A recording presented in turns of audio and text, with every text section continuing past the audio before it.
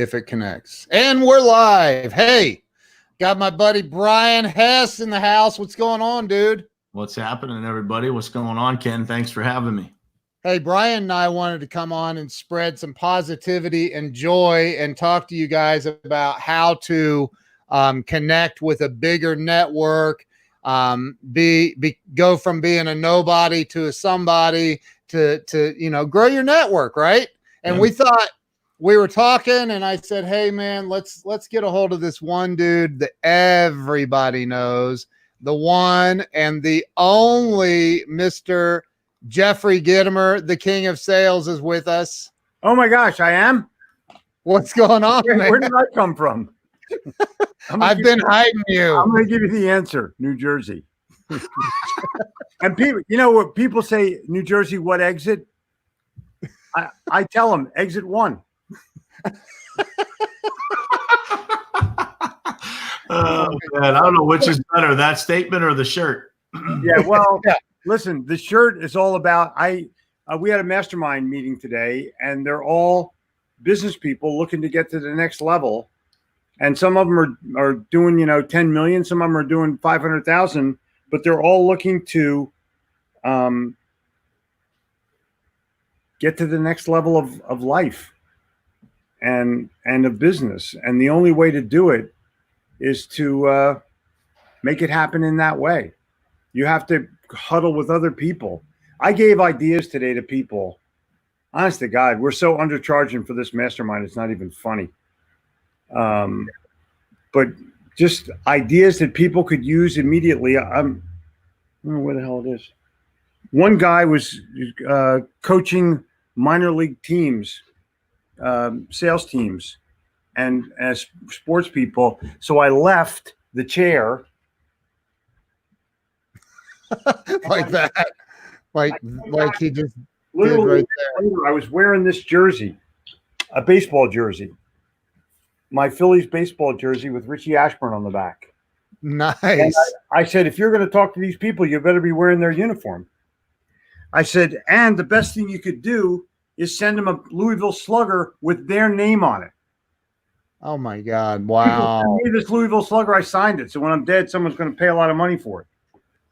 Wow. And I said, your business card, tear it up because it's a piece of shit. And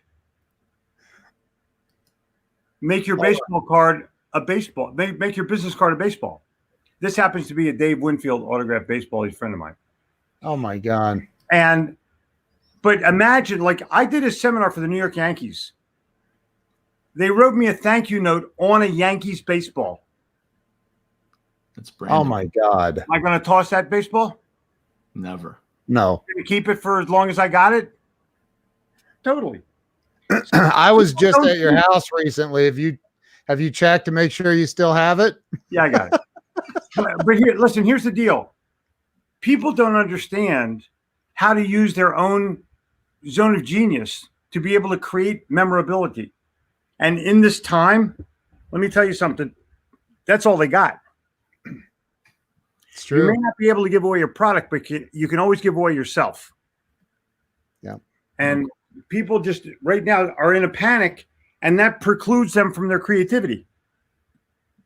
I think also, man, right now it's a time where, when people feel that uncertainty and you're able to connect with them like on that level where you give them something that's memorable, whether it's a handwritten card, a baseball, whatever it is, something that connects with them when they feel uncertain, it's something they never forget. It's like when you are the light during a dark time for people or during an uncertain time, people never forget that. And it's just, genuinely trying to do the right thing for others. And, they'll never forget the good or the bad. That's correct. Someone's going to throw you a lifeline and someone's going to throw you an anchor. Yep. And you have to, it's right now people are wanting to swim. Yeah. And both happen. Some are drowning, literally drowning. Hey, I want to bring this up early on. And by the way, Jeffrey, did you share this out to your page of 6 million people? Yeah. Well, I'm getting ready to promote you, so you don't have to. So look, here's the thing. I want to say this first, I am in a mastermind group with you and Joe Soto, and I just was down there at your house. What was that? About a month or so ago, month and a half, Yeah, maybe? a little less, yeah.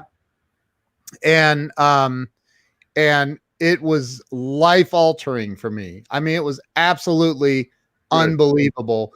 And so I want to say that you have this thing coming up, an online event. It's a 2-day. It goes with when you came down here for a weekend. Part of your deal was this 2-day event in Charlotte goes with it. Right. Now, we had to cancel the event because you can't have more than 100 people in a room, and then they shut down the whole. Am I allowed to swear or not? Dude, it's your world. We're just squirrels trying to get. All right, I'm not going to swear.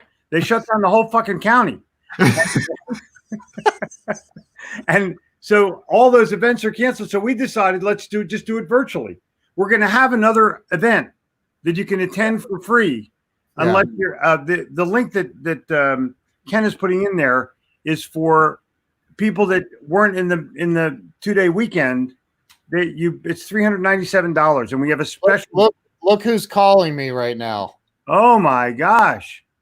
Do you know who Glenn Morshower is? Go ahead and talk. I'm going to mute myself. Okay.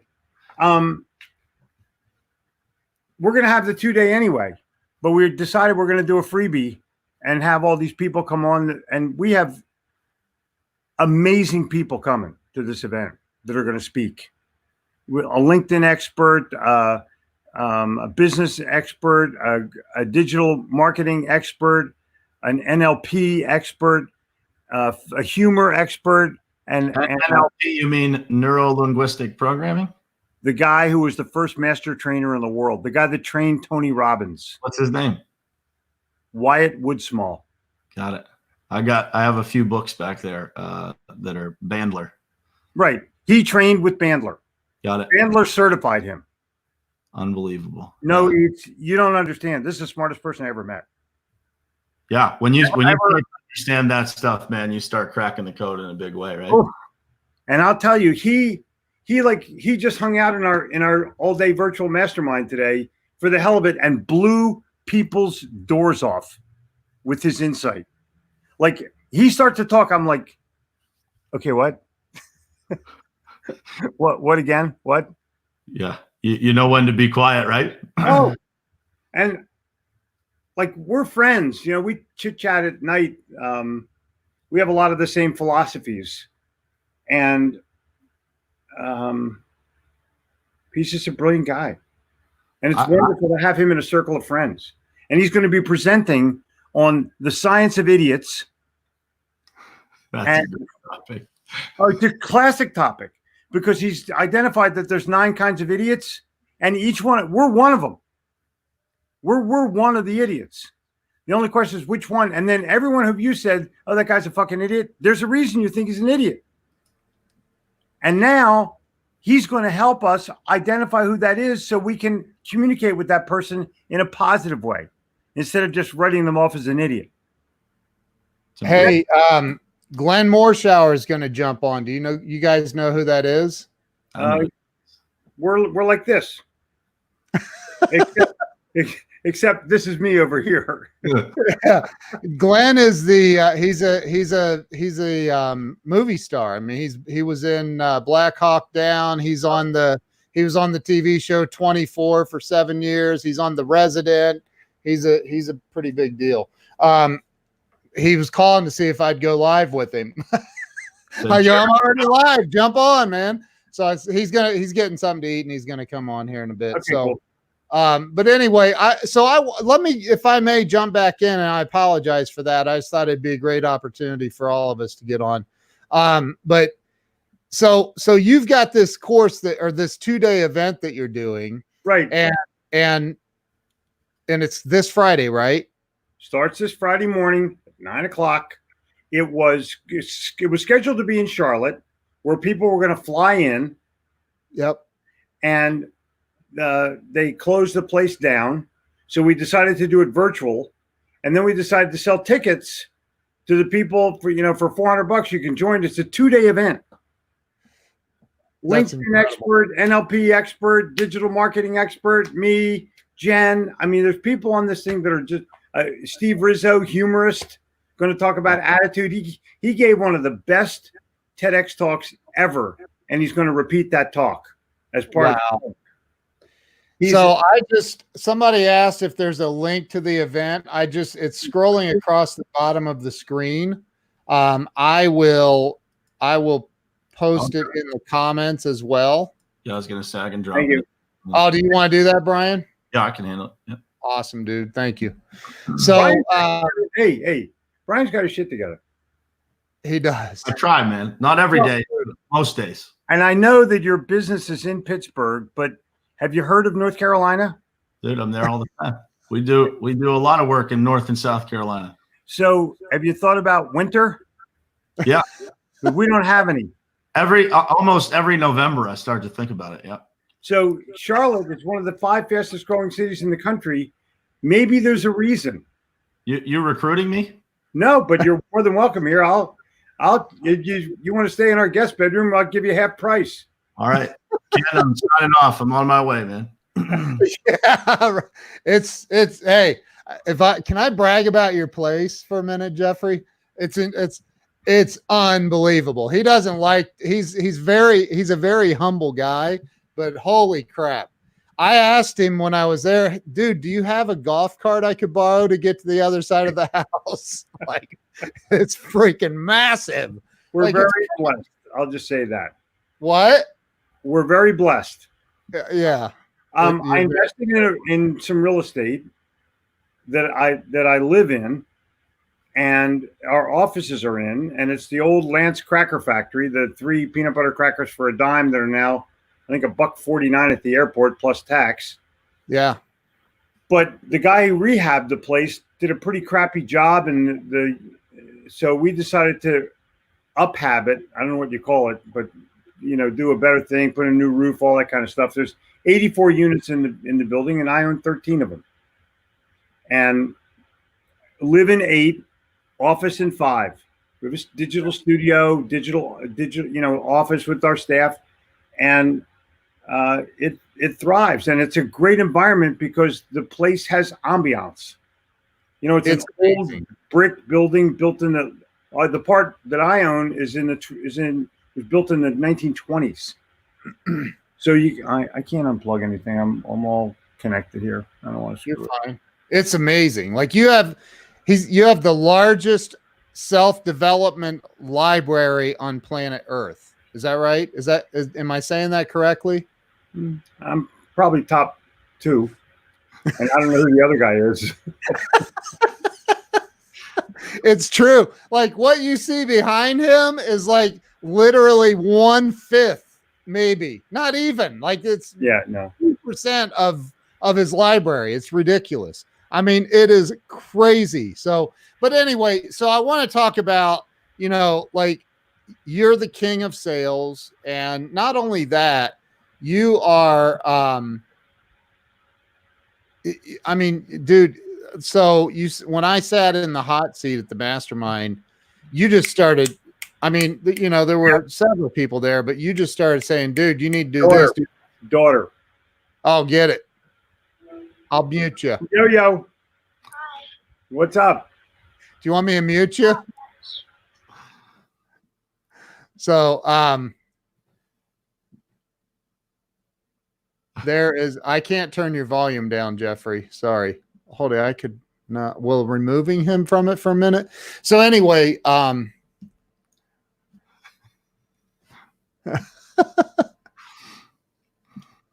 got some questions for that guy relative to the topic that we're going to talk about here. Yeah. So the topic would be interesting to hear because, going from way back when you had to actually like talk to people in person. Yeah. Today, where we have this ability to scale a network and scale your connections. I mean, for goodness sake, I'm sitting here with Jeffrey Gitomer. And me. And you. And pretty soon, Glenn Morshower, who will blow your mind too. He'll be on. He has the link. A Hollywood movie star. And, you wait till you meet Glenn. You're not, he's he's incredible. And so is Jeffrey. They're both incredible. So yeah, it's like, it's what crazy. are the chances, man? And I mean, this guy is like literally one of the first sales books, probably the first sales book that I ever read. And as the power of social media, here I sit having a conversation with him, right? Right. And he's telling me to come visit him. I mean, that is exactly what we're talking about here. And during these times when you've got everybody's attention on their phones or on Facebook or on social media, some platform, what better time, right? To like, make new connections, to be putting out content that helps people to connect, and get, like we were saying before we got on here, it's about giving, right? It's about sharing with people, sharing positivity, sharing information, sharing so many people in the world, man. Like, it's important to say this because we don't, oh, there's my mom. Hi, Charlene. We assume sometimes we get in this circle where everybody is very generous with information, and we forget that so much of the world isn't like that.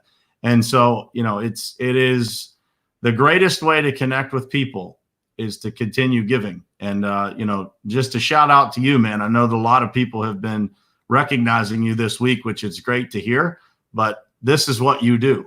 You are the greatest connector, I believe, on social media, because you're just generous with your relationships, and that is an important piece of what we're talking about here. It's like, how do you scale your network? Well, you scale your network by being generous with your network, right? But here's the other thing, and Jeffrey knows this about me too. I mean, I'm very protective of my network too, just like he is. Jeffrey has a way bigger network than I have. I mean, geez, he calls Harvey McKay his father.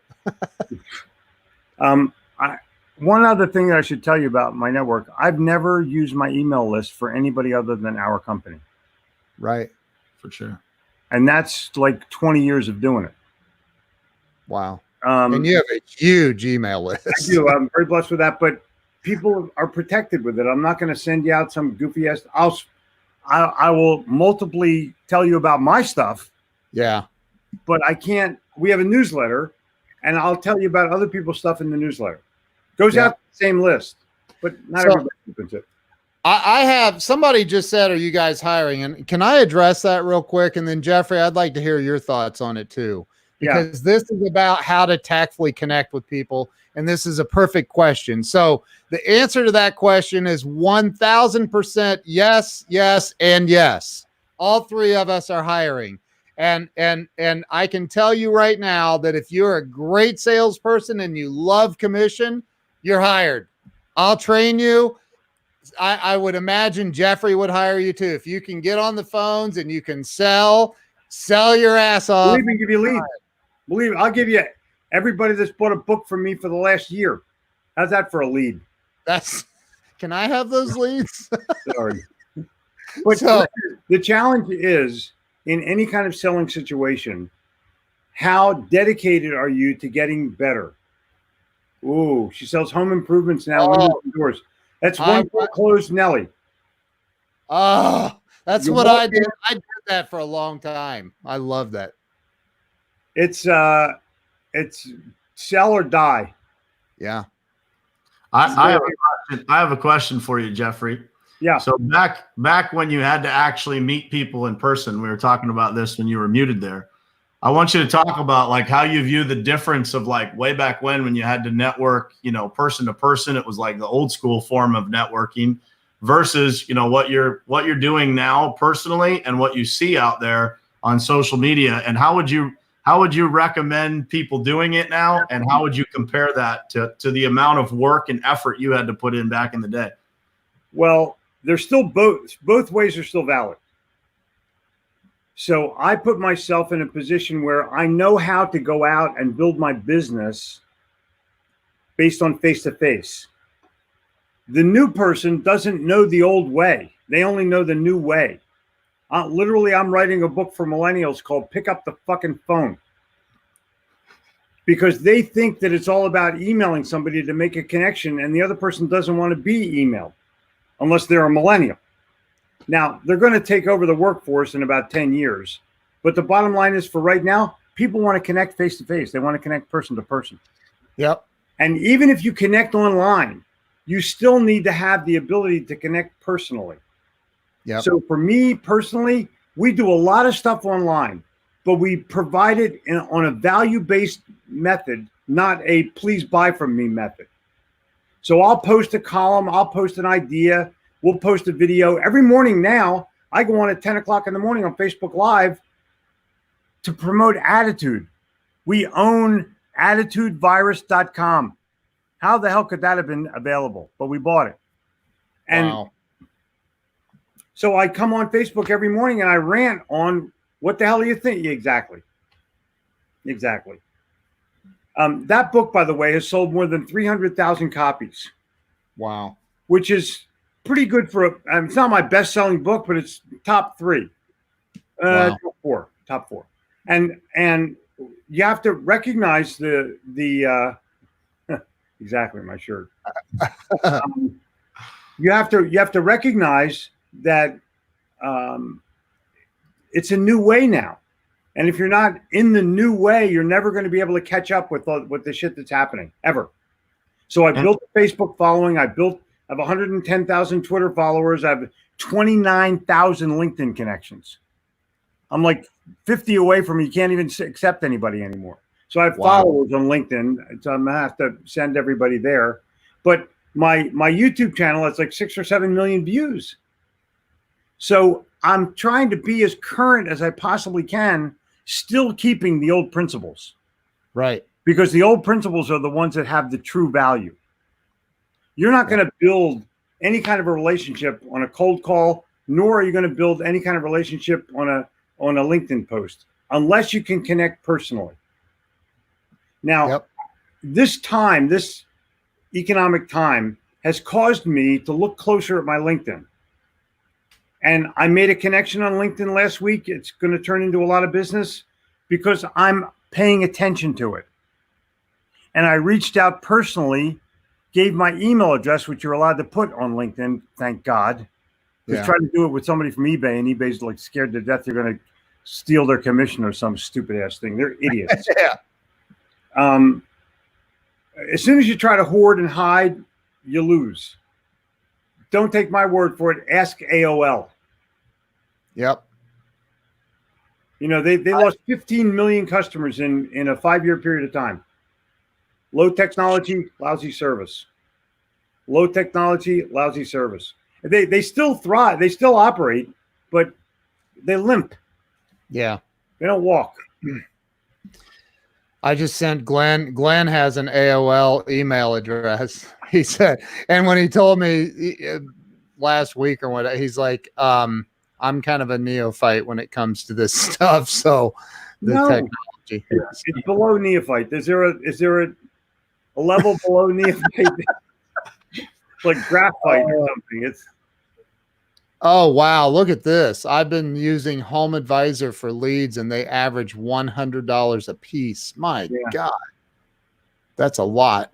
No, it's not. It's because the average sale for commission for people like that is very high. Yeah, I know, but still that's pretty high for a, if you're, I don't know. Anyway, depends on the quality. If 1 out of 5 is only good, then it's, different story, right? Well, it's not a matter of how much a lead costs. It's what is your average cost per sale. Right. Because if you close 1 out of 5, it's a $500 cost. If you close 1 out of 2, it's a $200 cost. Right. The cost of lead is superfluous. It's cost per sale. Cost per sale. I agree. You're right. Yeah. I mean, the reason I said, wow, is, here, it takes on average about $500 in leads to sell a $10,000 job. Right. But what's the commission on that? The commission on that's probably 25%. 25, yeah. And what's the commission? So you're making a couple grand on each one. So, but I think the Home Advisor leads are distributed to like first come, first serve, whoever gets to them first. I'm not really sure. But I would say, 25%. I would tell this young lady to screw those things, go down to the county and get the list every week of new homeowners and get the list every week of building permits Yeah. I mean, for $25, you win. Yeah. It's true. And it may be $50, but pay somebody else to do. Pay them $100 to go do it. So, hey, I'm going to share. She says that Time Bandit. What's your real name? Type that in if you would. So I'm going to share this tab so I can show your thing. Oh, that's a dude. It's Edwin. Edwin. Got is that a female's picture? Anyway, yeah, so it's Edwin. But let's talk about this. I would say don't ask in today's world. Right. So this is what the 2-day thing is about, right? Yep. Interactive days. Now, is this like a live stream thing with you? Yeah, page down a little more.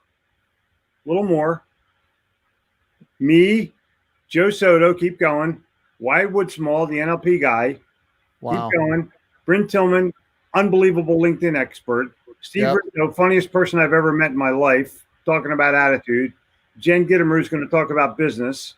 Martin Rooney, the best, one of the top 10 coaches in the world. He is like Martin Rooney is a genius. He presented at that event. Oh my God. You guys won't even believe him. These are my buds. And then the last guy is John Rulin, who his book is called Giftology, and he recommends that people give gifts that delight and surprise, not on an obligatory day. The only time he doesn't give gifts is Christmas. That's awesome. And there's all kinds of testimonials. It's a pretty good website, actually. Yeah, that's pretty cool. But how to react and what to do in these turbulent times right now. I'm not going to give solutions. I'm going to give answers. Yeah. Answers. Because that's what people want. They don't want a solution. They want an answer. That's right. Now, 3 months from now, they're going to want solutions again. But I'm telling you right now, people are like, oh my God, what the hell do I do now? Right. I can't even go to a restaurant and eat lunch. I got to have takeout and eat it on the curb. It's insane, isn't it? Yep. You ever seen anything like it? No, but I can tell Edwin is in Charlotte, North Carolina. Well, there you damn go. I don't think Edwin heard where you are. Oh, yeah, it's true. So he's in Mecklenburg. Yeah, everyone's in Mecklenburg. When I moved here, population was about 427,000. It's now over 1 million. Wow. And it's thriving. I went out on this little rail thing that we have that goes behind our place. Yeah. And it was full of people. Today? Yeah. Walking their dogs. First of all, it was sunny and 72. Let's get that straight. Yeah. Got it? Yeah. So you're in still fucking winter where you are, right? No, it's 53 today. Thank you. In Charlotte, people are home lighting their fires when it's 53. 2 mornings ago, it was 28 degrees. So. Right. Yeah. Exactly. Pretty much. Yeah. So I don't deal with that anymore. I'm done with that in my life. It's full spring here. Full on apple trees blossoming, pear trees blossoming, daffodils coming up, little purple flowers all over the place. If you don't think there's a God, you've never been to Charlotte in the springtime. Dude, I was in when I was down there, I went just around the corner from your place. I went to there's this little diner. I forget what it's called, something diner. Yeah, the Midnight Diner. Midnight Diner, yeah.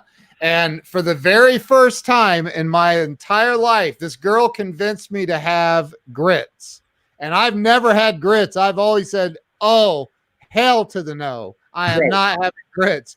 She's like, oh, have you ever had grits? I said, no. And there will never be a day that I have had that I can say I've had grits. She said, I'm going to change your mind. I'm going to get you a little sample and I want you to just try them. And I go, I've seen them. I can't. She's like, just try them. I could not. Have you ever had their grits over there, Jeffrey? They don't serve grits. What they do is you put butter in it, you put cheese on it, You put salt and pepper on it so you can't taste the fucking grits. It's butter. They just have butter and whatever in the. Oh my God, it was unbelievable. I'm telling you, it was unbelievable. Go try it. If I lived next as close as you do to the Midnight Diner, I'd never eat anywhere else. Just saying. It's a crazy place, and it's open 24 hours. It's one of the only places in Charlotte that's got the sense to open 24 hours. Is it still open 24 hours now? You know, I don't think so. I think it's only takeout now. Yeah, probably. All the takeout places are closing like 10 or 11. Yeah. Look, I've been thinking about going into mortgage origination. Do you think now's a good time? You know, it actually might be, because Really? I think when this economy turns, it's going to go berserk.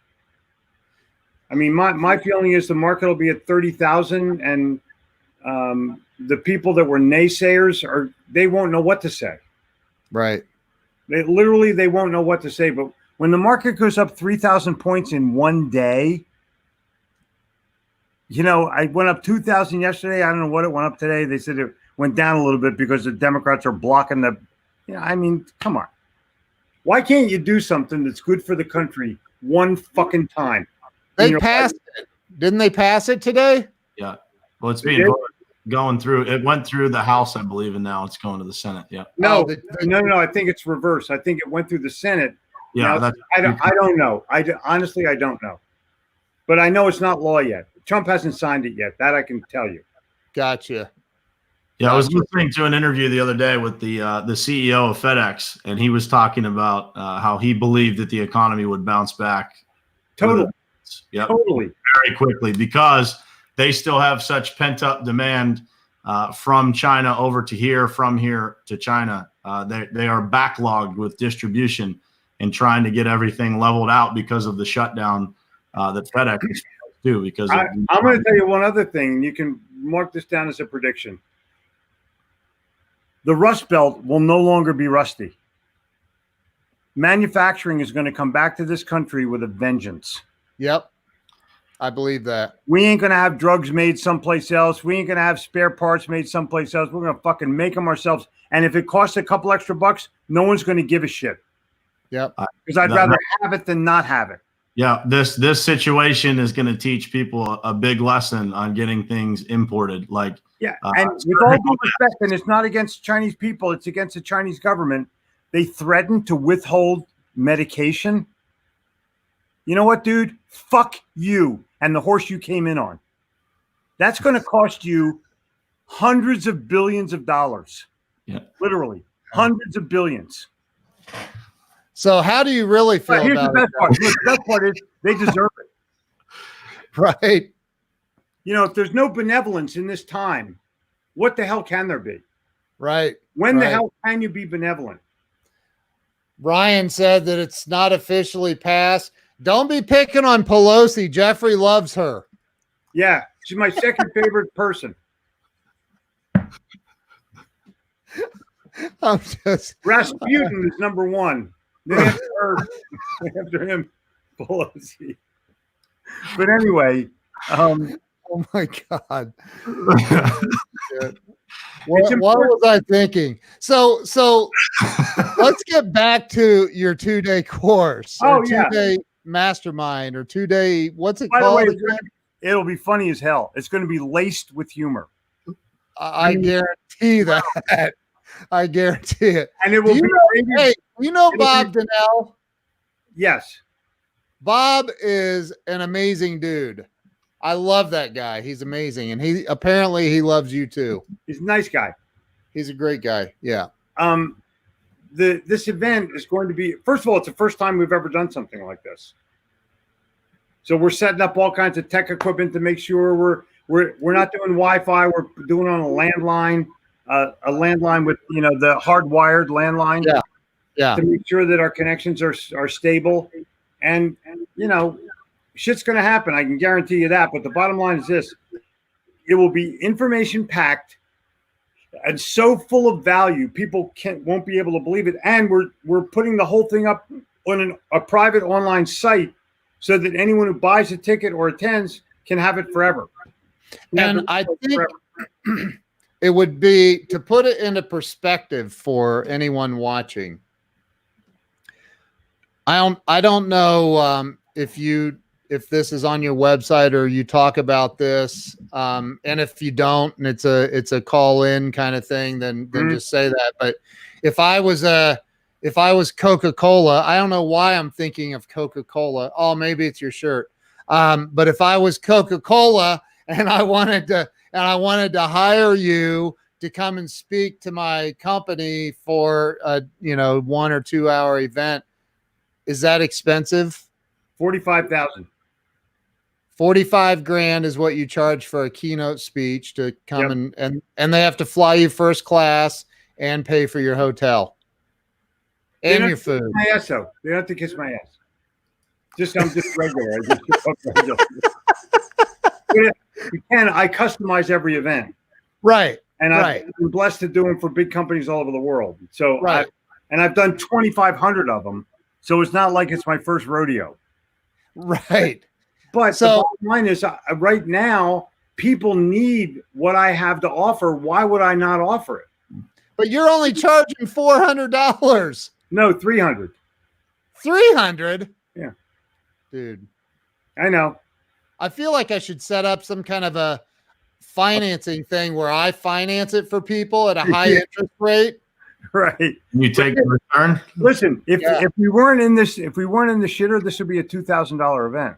It would be every last bit of that. Like, you guys don't even realize what kind of value you'll get out of this. That's insane. Jeffrey, two things. I want you to preview for everybody some of the stuff that you're going to talk about, and then I want you to tell everybody what you think of NLP and what that will sound like. Because I don't think a lot of people know about NLP. No. And I've started reading about it. It was something that majorly changed a lot of things for me. So correct. I think it's important. I'll share a couple things. I'm going to talk about what are the things you need to do right now. What are the things you need to do for yourself, your family, your circle of friends and influence, your business, and your customers. I'm going to focus on those 5 elements because that can bring you back from where you were and bring you back from where you are at this moment. And because think about it, the old norm is not going to be the new norm, baby. And you're going to have to focus right now on recovery. And now's the time to begin. The reason we're having this event is now's the time to start to recover. Because if you wait until the pandemic or whatever it is over, it's too damn late. You have to come in and be seen as a leader, not a lagger. Because someone right now, the biggest people on the planet are all getting ready. They're getting ready for what the hell's going to happen when this thing is over, because they know it's not yes or no. It's just a matter of time. The sun's coming out every day. The only question is, who's it going to shine on? Yep. So that's number one. Number two, I avoided NLP my whole life because I thought it was negative and I thought it was manipulative. And Wyatt, the first master trainer of NLP in the world who studied directly under Bandler, told me that the reason is because people in this country took NLP as a manipulative device rather than as a helping device to communicate. You know, it was originally meant for psychologists and psychiatrists, so they could help get the real word and get the real message from their patients. And then business people got it and turned it into a manipulative nightmare. So I avoided it. Little did I know when I sat next to White, he goes, you know, you use NLP all the time, the good way. I said, what do you mean? He said, well, you don't. I said, I don't know what to do. I'm just doing what I know to be true. He goes, right, that's what NLP is about. Oh, but there's ways that you can communicate, and he's going to teach us those ways. We gave him as much time as anybody else. He's one of the godfathers of it, right? He's the original master trainer certified in the world. The original. Wow. He trained Tony Robbins, correct? Yep. Go to whatever Tony Robbins' first book is that he didn't write. But Wyatt's the only guy that did one of two people that he thanked. Wow. It's impressive. Like once you understand how that all works, and I would agree with you, man. Like when I was reading it, a lot of it, if you've been in sales and you've been through a lot of sales training and you have, a high level of experience in sales, a lot of it connects, right? Like you're already probably doing it. But when you start to understand the structure of it, I compare it to, how to sell, you're very successful at sales, and then someone details out the actual sales process. And you're like, holy shit. That's what it means. Now I know. It's everything from words to gestures. Yeah. It's your presence. I learned today that this is begging. This is leveling the playing field. Like, wow. Whoa, are you kidding me? I've been gesturing and not knowing what the hell it means. Wow. Because I use my natural, whatever's natural to me, that's what I do. So I'm going to rethink some of the things that I thought about NLP. I'm spending a lot of private time with Wyatt. We're both old fuckers, so we became friends that way. And we're actually talking about doing a book together called The Science of Idiots. And I'm going to be talking to publishers, but I'm not going to talk to a publisher lower guy. I'm going to talk to the CEO of the publishing company. If they want to play with Wyatt, cool. If they don't, I totally get it. No problem. No harm, no foul. But I'm going to get turned down by the guy that actually writes the check, as opposed to the guy that has to go ask his daddy if he can write a check. You know what I'm talking about? Yeah. Daddy, that's the power of increasing your network. Totally. So CEOs, by the way, decide in 1 minute. They don't need a meeting. They don't need a fucking committee. They don't need any, they're not looking at getting consensus. They go, dude, do it. Yeah. Don Green, right? Yep. Very good friend. Yeah. Don Green's the CEO of the Napoleon Hill Foundation. Mm-hmm. If you subscribe to the newsletter, Napoleon Hill yesterday and today, where there's stuff about the Think and Grow Rich, about all his other books, about philosophies and stuff. I've been doing that email for the Napoleon Hill Foundation for free for 12 years. For free. Wow. I got my positive attitude reading Think and Grow Rich. Could I ever repay that debt? It's cosmic, but it's a debt. So you're doing this right now, by the way. Just want to point that out. It starts out with fuck you. You're leveling the playing field. Bingo. I love it. What is your favorite couple NLP books? Have you read a bunch? No, I've read a Bandler thing. I'm starting to read a Bandler thing, but I'm actually reading. Hold on a second. I'm reading Wyatt's books. I'll show you. The one that I've read for everybody watching is Frogs into Princes. Yeah. If anybody wants to. This is Wyatt's book. It's hard to find. It's called People Pattern Power. And another book that he wrote with his wife. Wyatt is a widower right now. But The Future of Learning by this guy, Michelle Thomas, who's one of the smartest people who ever lived, and Wyatt has documented his entire life and his processes. And they're hard to find, but you can get them. Yeah, so those are the books I'm cracking. I just ordered a second Bandler book. I can't recall the title of it, but after I got done with the first one, I was like, man, I'm gonna keep going. Yeah, they're the positive side of it. Yeah. It's not the dark side, and I'm not going to mention any dark side people, but you can find them. Yeah, Frogs into Princes you can't buy brand new anymore either. No. You gotta buy it. Right. Mine had some lady's address on the inside cover from the state of Washington. Her address label is on the inside cover. It's all highlighted. Sometimes that's all you can find out there. So, but those books are game changers, right? For every aspect of life, not just sales. It's like just communication in general and understanding people and understanding how you're communicating and what you might be putting off that you don't even know you're putting off. Correct. I wrote a book called The Little Green Book of Getting Your Way because I was tired of negative persuasion and I wanted to talk to people about the positive element of persuasion. And I talked about it in speaking and in writing. And I think it's the best book that I've written, other than the Gold Book of Yes Attitude. But there's a great question. Yeah, you wrote that question.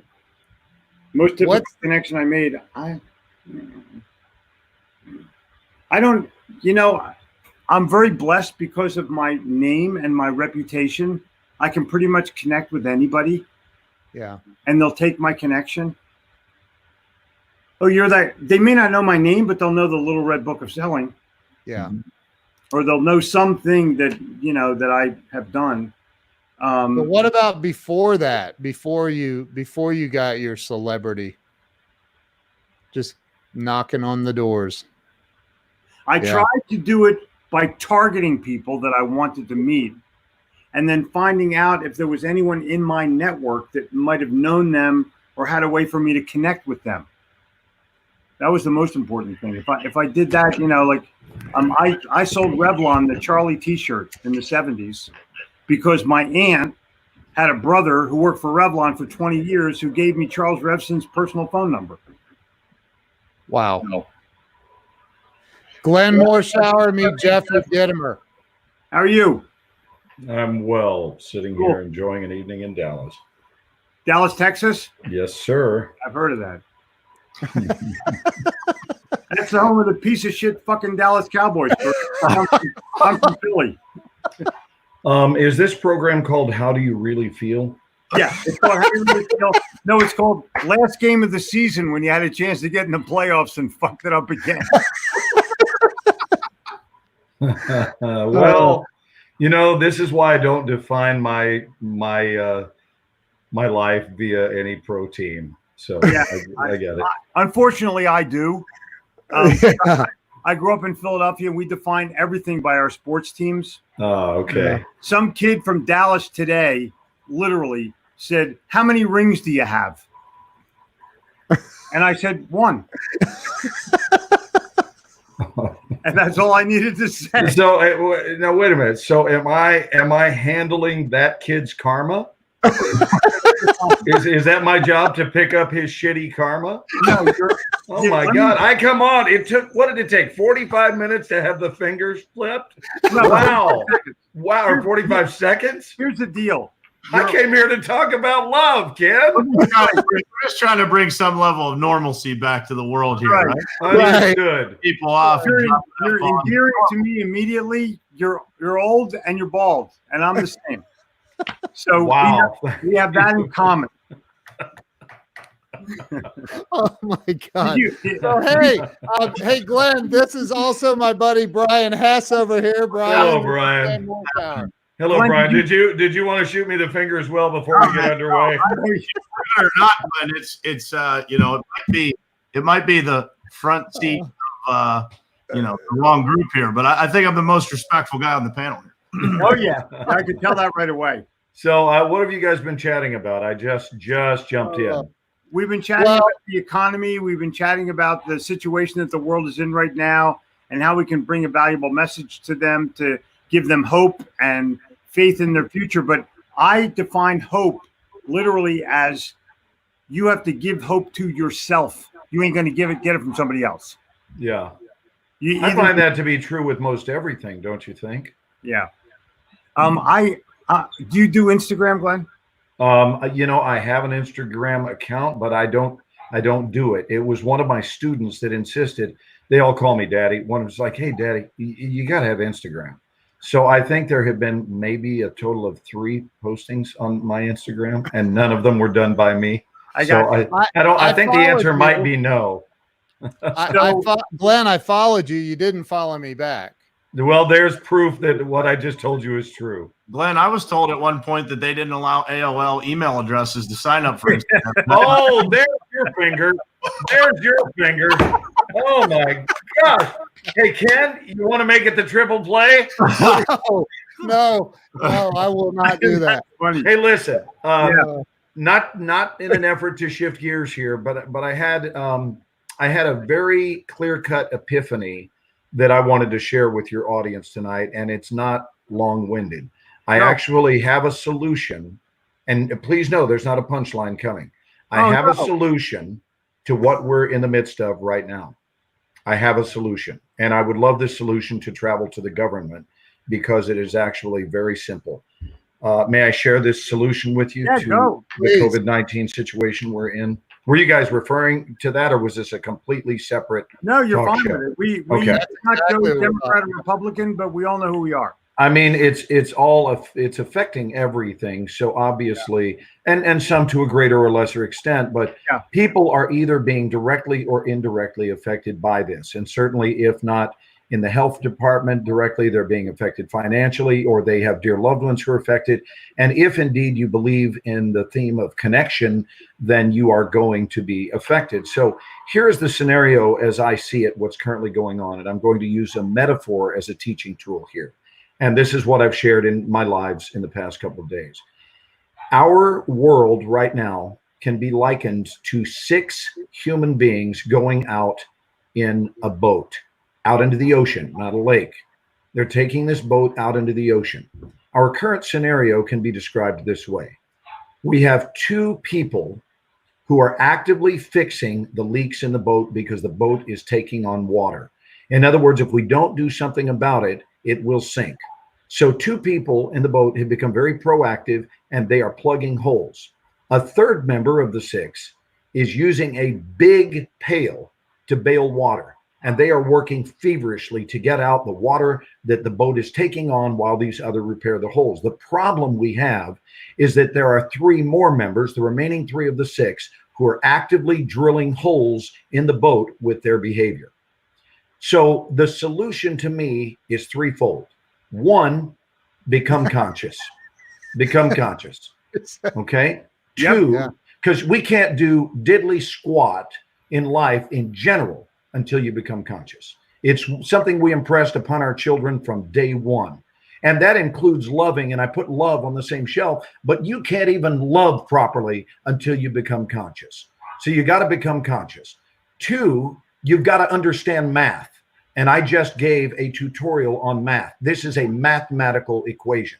And 3, you have to trade in your selfishness for brotherhood. That's it.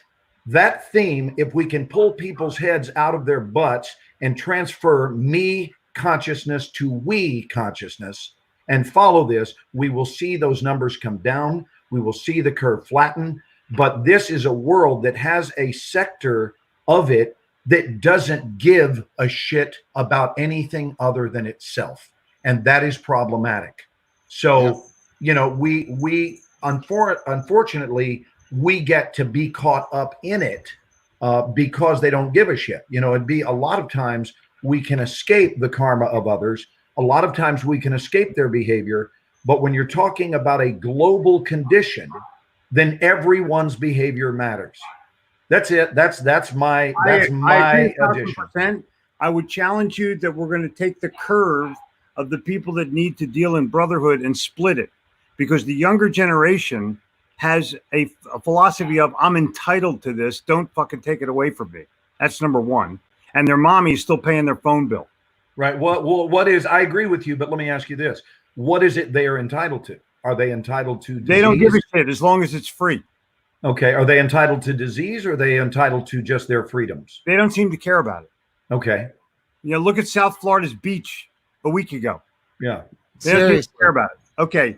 But the other half, that the generation that you and I grew up in, yes, their parents instilled values in them.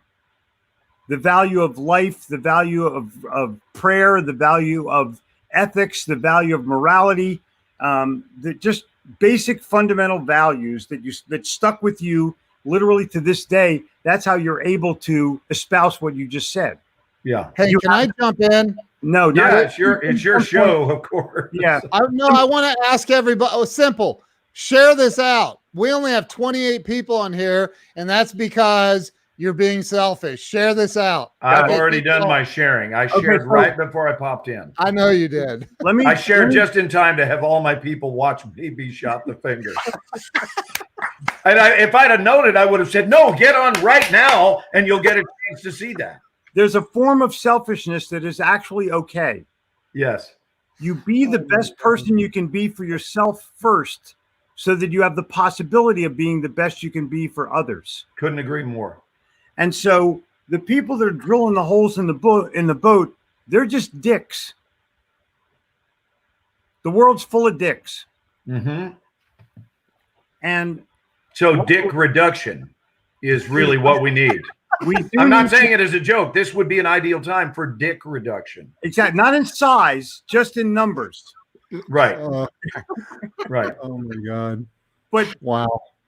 The challenge that we have as a nation, forget the world for the moment. The challenge that we have in the nation is, I think enough people want to heal as opposed to want to loot. Yes. You know, in Ayn Rand, the Rattle Shrug, there's givers and looters, not givers and takers. Mm. And the looters are now wanting the best they possibly can be for themselves in the middle of this, because there's going to be a recovery. And in the recovery, the government's going to dole out a lot of money. And they're going, give me some. Where's mine? Where's my... They want everything free for everybody. It doesn't work that way.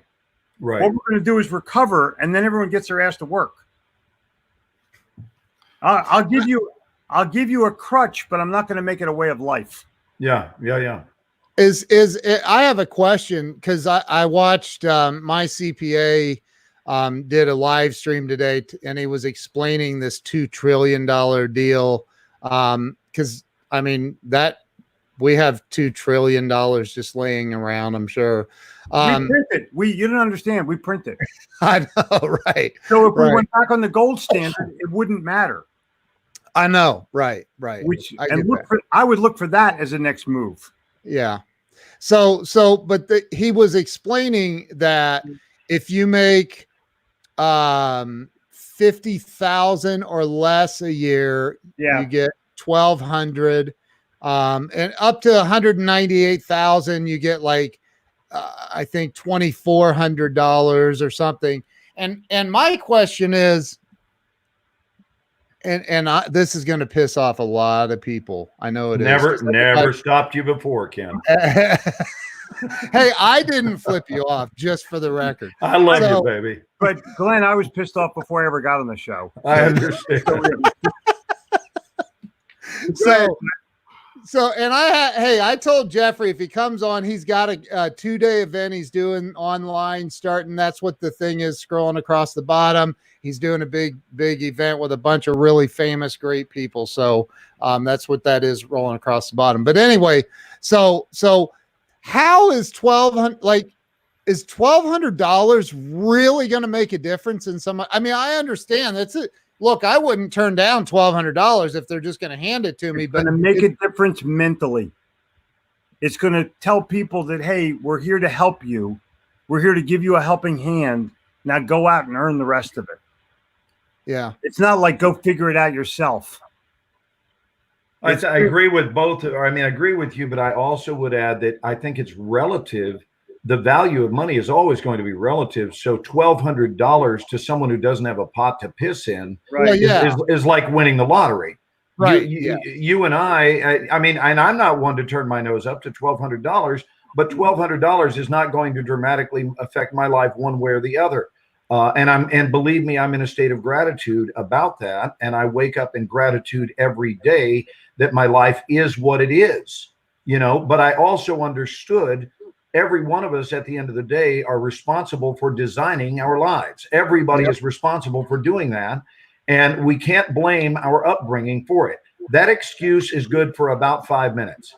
After that, you go on to see some of the greatest champions we've ever witnessed in this lifetime came from dog shit upbringings, right? They came from nothing and they went on to become champions. So clearly they didn't allow their upbringing to define them. And it all comes down to the question of, what do I wish to align myself with? What do I wish for my life to look like? And can you, I mean, this is kind of a spiritually themed belief, but can you go to that last day of your life? I've been teaching Death Day Self-Consciousness for 35 years. I'll be 61 next month. I started when I was 25 years old, and I've been teaching that dialogue that you can have with yourself on the last day of your life. On the last day of your life, when you look back at your life and it's too late for you to do anything about it because, I'm out of here in 5 minutes. I got 5 minutes left on the earth. There's nothing I can do to change what happened, what went in the history books. Then clearly in that moment, the only person that can help me at that moment is the younger version of me. Meaning that I right now am responsible for building my death day self's reality. Whether that death day is in a week, whether it's in a month, whether it's in another 30 years, or if I get to hit triple digits, which is one of the things I really would enjoy. And it's the reason I want to live long is because I got so much to give. There's a saying that to whom much is given, much is expected. And I think much has been expected of me, and I'm willing to answer to that calling. But we got to design our lives, and you either get that or you don't. Agreed.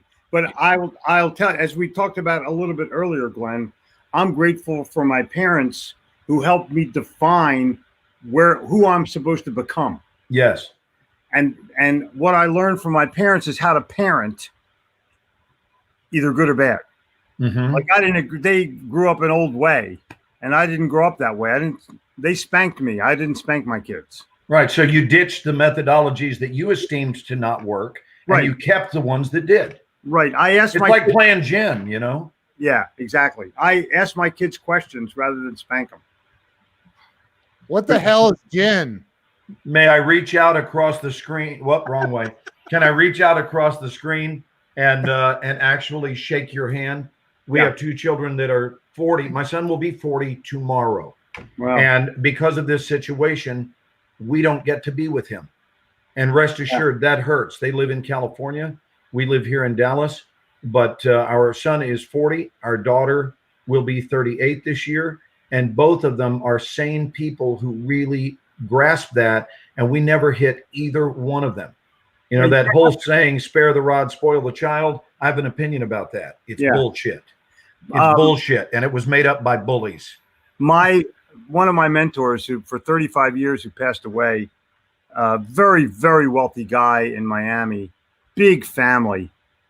And one day we're sitting at breakfast. He said, Jeffrey, they say don't spoil your kids or your grandkids. And I say to them, fuck them. They're my kids. I'll do whatever I want. And he paid for everyone's college, doctors, lawyers, you name it. And they're all successful, happy people because they were given a helping hand. Yes. Not being told what they couldn't do. You're going to work for this. At some point, lessons don't make it happen the right way. You bear a grudge for some of the lessons that you were taught. Yeah, I'm with you. I will say this though. I am so I'm 40, and so I'm about the age of your oldest. My son, yeah. And I'm at that age where I tell people like in the coaching business, like I'm old enough that the old guys still respect me. They don't think I'm wet behind the ears anymore, and I'm young enough that still the young people will connect with me and have respect there, where I'm not too disconnected. Right. And I think that I think that the kids on the beaches in Florida that are doing all this stupid shit. My God. Well, really, they give that generation a bad name because there's a lot of kids that were raised the right way by people that are your age or even my age, that because people are older having kids now, and nobody's my age, not even Glenn. what I find is that I manage, I interact with a lot of people in that age group, and I think they really get a bad rap. I think that people are labeling them as a certain way, and they're probably, a lot of them are acting accordingly because they just think, well, screw it, if everybody's going to label me that way.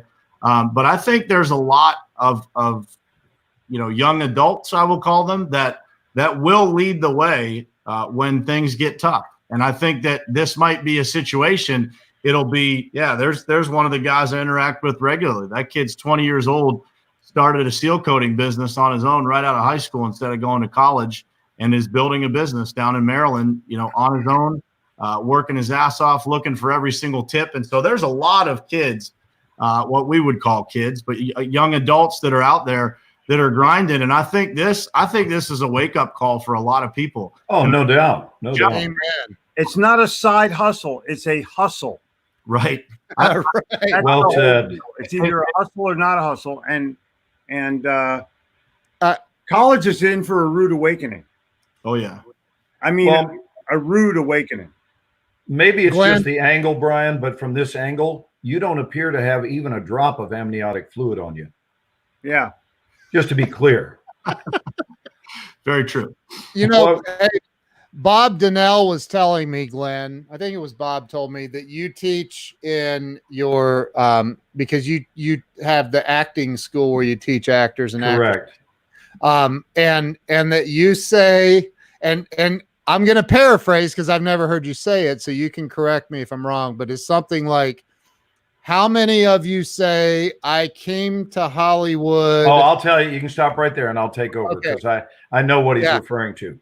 So, I've been an actor my whole life, and I'm not gonna take the story from birth. Okay, I'll just pick it up late in the story. But I did start when I was 11. I did it for 4 years for free in theater, and at 15 I got my first paid job. At 16 I got my first lead in a feature film, and it was a major studio picture, not an indie film. And that picture carried me to Los Angeles. So I wound up moving to LA right out of high school, and it has gone incredibly well my whole life. And I want to tell you what I think the primary reason was, which was mindset.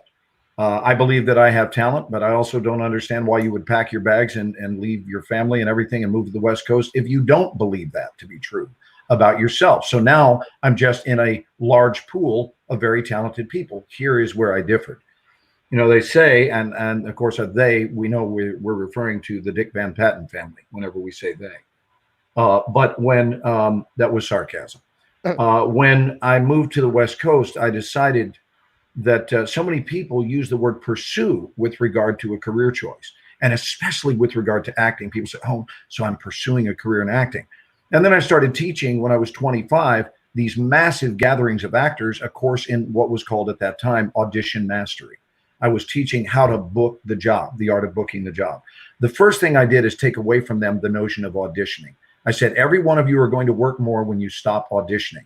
And that doesn't mean you're not going to attend these events that other people are calling auditions. You're simply not going to go to them with the same mindset that they have, because the word connotes proving.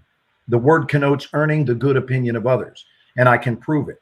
I can prove it right now by asking anyone, if you were getting married this week and had never crossed paths with your spouse-to-be's parents, would you prefer to meet them this week or audition for them? Right? And you hear it right there. And you realize that auditioning for them is a very disempowered place from which to meet them, and certainly not on a level playing field. So stripping someone of audition consciousness of the mind, and listen, people audition all the time. I don't mean just actors. People audition when they date each other. They're auditioning, right? So they're not even presenting a transparent picture of who it is they really are. They're sharing something with you that is just enough to get the job, meaning to get you to date me. So they're auditioning. Auditioning is a rampant condition. But the thing Bob wants me to share, these go side by side, is this. I'm convinced that things have gone well for me since 1977 when I first moved to LA for this reason. I never moved, this is the God's honest truth, I never moved to Los Angeles to pursue an acting career. I moved there to have one. They're not the same. And that is mindset. Yeah. Mindset. So many people are caught up in the pursuit modality that what they wind up with, here's the thing, pursuing begets more pursuing. So now 20 years later into the quest, they are still out there pursuing acting. And they go, well, you know, I'm still here pursuing, Glenn, and I'm just giving you the report. And I'm thinking it would have been so much easier if you had set out to have a career instead of pursue one. So think about it. You said, I want to go to California, and this is the end of this. I want to go to California to pursue an acting career. And here you are 20 years later, and it turns out you got exactly what you stated you wanted. You said you wanted to pursue a career, and pursuing you shall have. And so here you are still pursuing. If you had ever had enough balls to decide that you were not there to pursue, but instead you were there to have, let me ask you this, gentlemen, did you pursue dinner tonight? You didn't pursue dinner. You decided you were going to have dinner, which is why you friggin' had dinner. Right? So pursuit winds up being an excuse word. and you're backing off of the accelerator of commitment. This is the voice, by the way, of passion. This is not me performing. I get so jacked up about this, even though I'm here alone in my office. I think the issue is mental timidness. You know, people are afraid to understand that you can make decisions in your mind that determine the entire trajectory of your friggin' life. Yep. So you got to stop pursuing stuff and decide that you have what it takes to have it, to claim it. And you got to quit using disempowering language. It's bullshit. You're never going to get to your goals using disempowering language or hanging out with disempowering people. When I was 19 years old, my buddy and I bought a racehorse at Liberty Bell Racetrack in Philadelphia. We had the money. It was a claiming race. The horse won. We liked the race, la-di-da. And now we're owners. So now we're the big shits. We know what to do. Well, they fix one race a night in harness racing. You just don't know which one unless you're in the paddock. Wow. So we would run to the pari-mutuels and bet every cent that we had. And sometimes they wouldn't win because shit happens on the racetrack. Horses get boxed, they break their stride, whatever. And we would go home with nothing, not one red cent. Okay. So you mean even the fixed race would go awry? Is that what you're saying? The fixed race would go awry. So we would go home from school, and rather than go to our track, we would decide, well, let's go to Yonkers or let's go to Roosevelt Raceway in New York, where the horses were a little different. Okay, fine. We're staying at the Statler Hilton Hotel, which at the time was $20 a night, student rates. Mm-hmm. This is the late 60s. Okay. And we're at the racetrack, and we're down to our last $10, and we hadn't paid for our room yet, and we had no way to get home other than our car on the New Jersey Turnpike, which is also a toll. So I said to Mike, we're down to, each had $10. I said, look, let's bet on a horse. I don't want to know who yours is. Don't tell me. I'm not going to tell you who mine is, but we're betting the last 10 to win. And if one of us wins, we split the money. Wow. We both bet the same horse, and the horse won. Oh, jeez. Now we cashed about $400 worth of tickets, bet the next race, and that won. Now we go back to the Hilton. We're buying sweaters. We're paying for our room. But the point is, we were willing to bet our last $10 on the horse to win. Right. Most people, well, I don't know if I want to bet all 10. Maybe I should save some for place or show. No, dude. You either bet on it or fucking die in a hole. Right. And we are the horse that we bet on.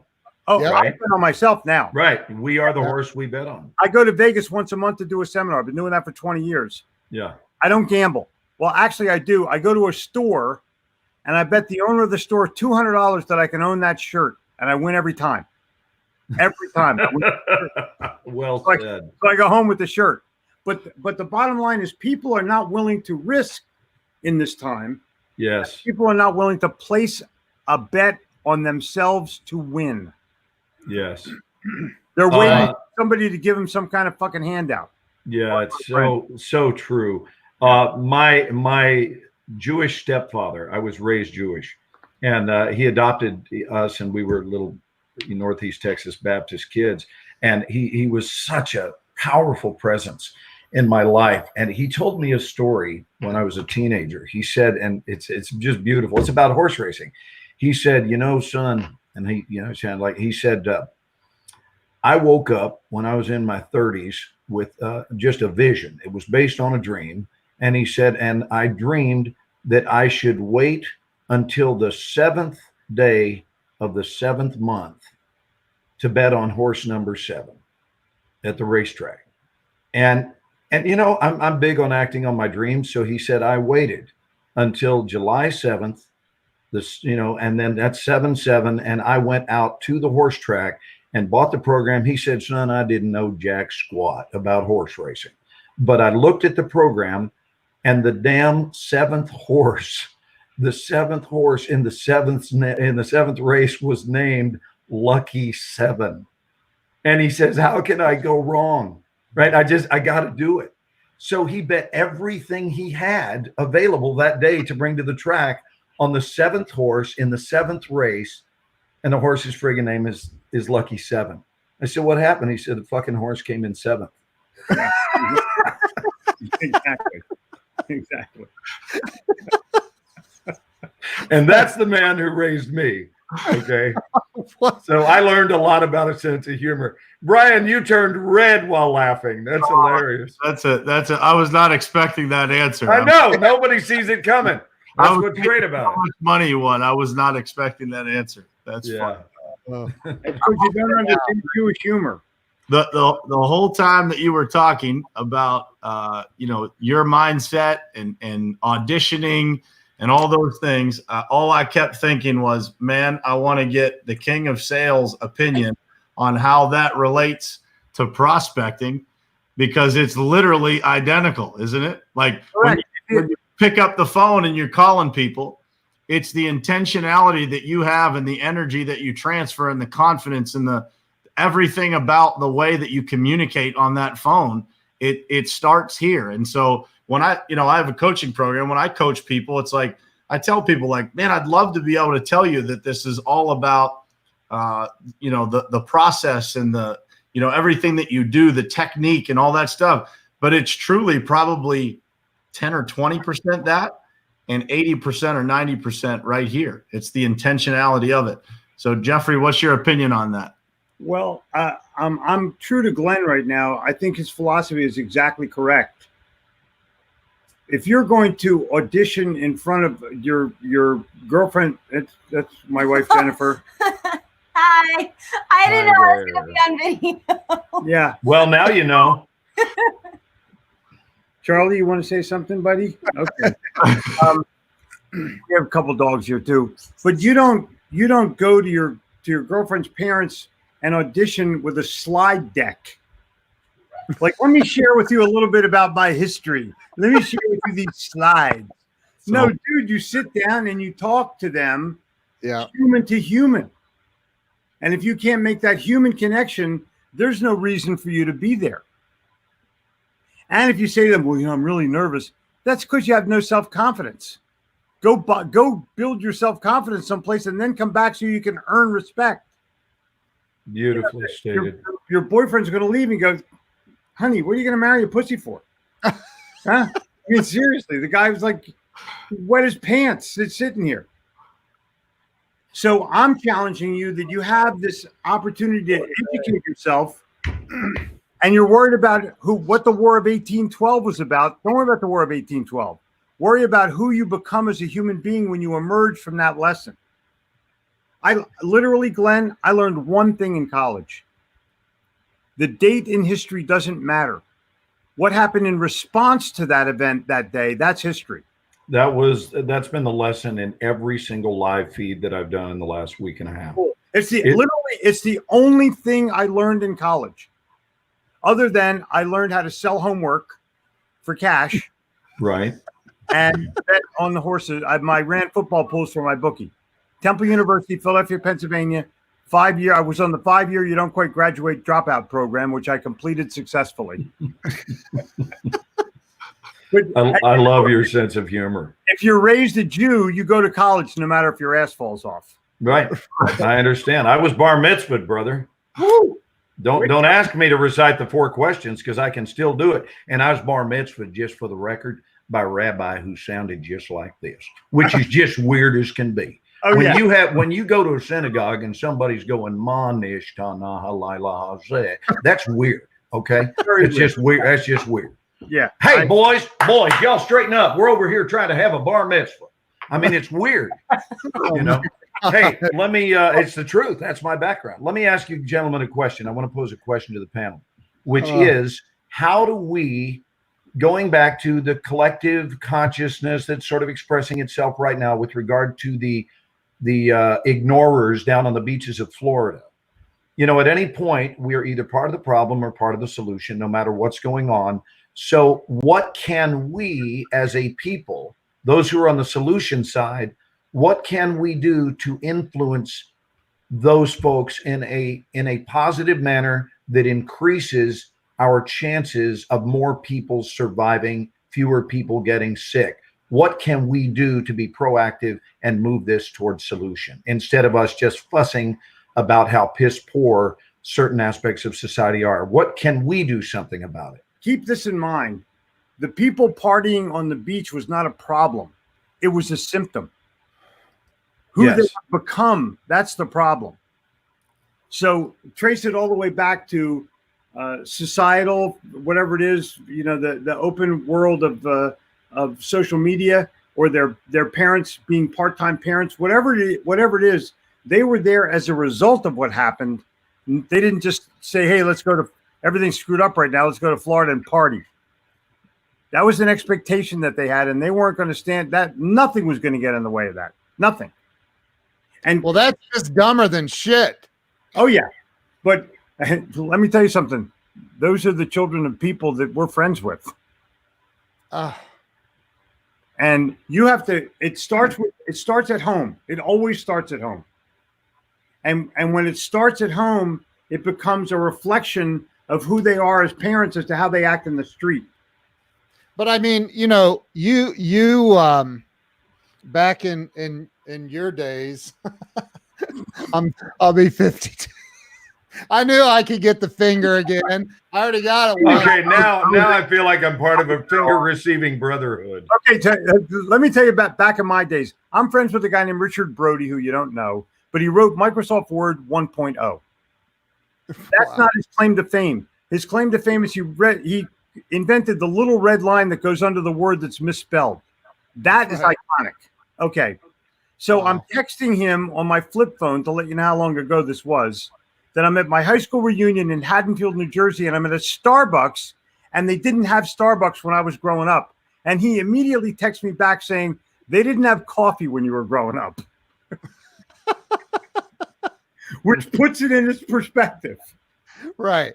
Well, so, look, there was a time in the late 60s, early 70s.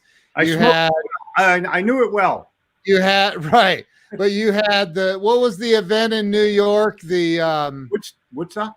Woodstock. You had Woodstock. You had this, women were burning their bras, and which I don't see the problem with that personally, but women were burning their bras, and you had, weed passed around and Quaaludes and everything going on. You probably never touched them, I'm sure, but like, Bill Clinton never inhaled.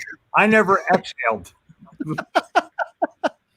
So that what I'm saying though, hey, Joe Soto's watching, by the way. Cool. Joe's a good as dude. Is Bob Donnell and my friend Gary Schill too. Yes. Continue your story about Woodstock. What about then? I mean, there was a time when people said Elvis Presley was the freaking devil because he got on TV and shook his hips. Yeah.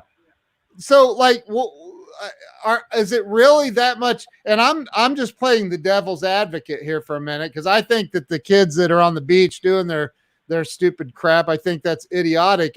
But is it really that much of a contrast to the way that things went down when you were a kid? And I throw that out to everybody, by the way. Yes, it is, because we were taught to work.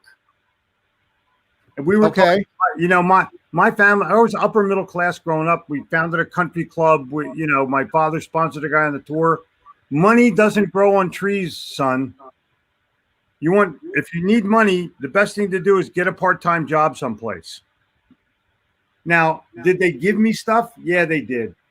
But the bottom line is, I was earning in college. I was earning $200 a week in the 60s. Wow. And I thought everyone was supposed to do that. Yeah. And right. I was getting $20 a week allowance. And I go to my father on Friday. I go, Pop. He goes, yeah. I said, Friday.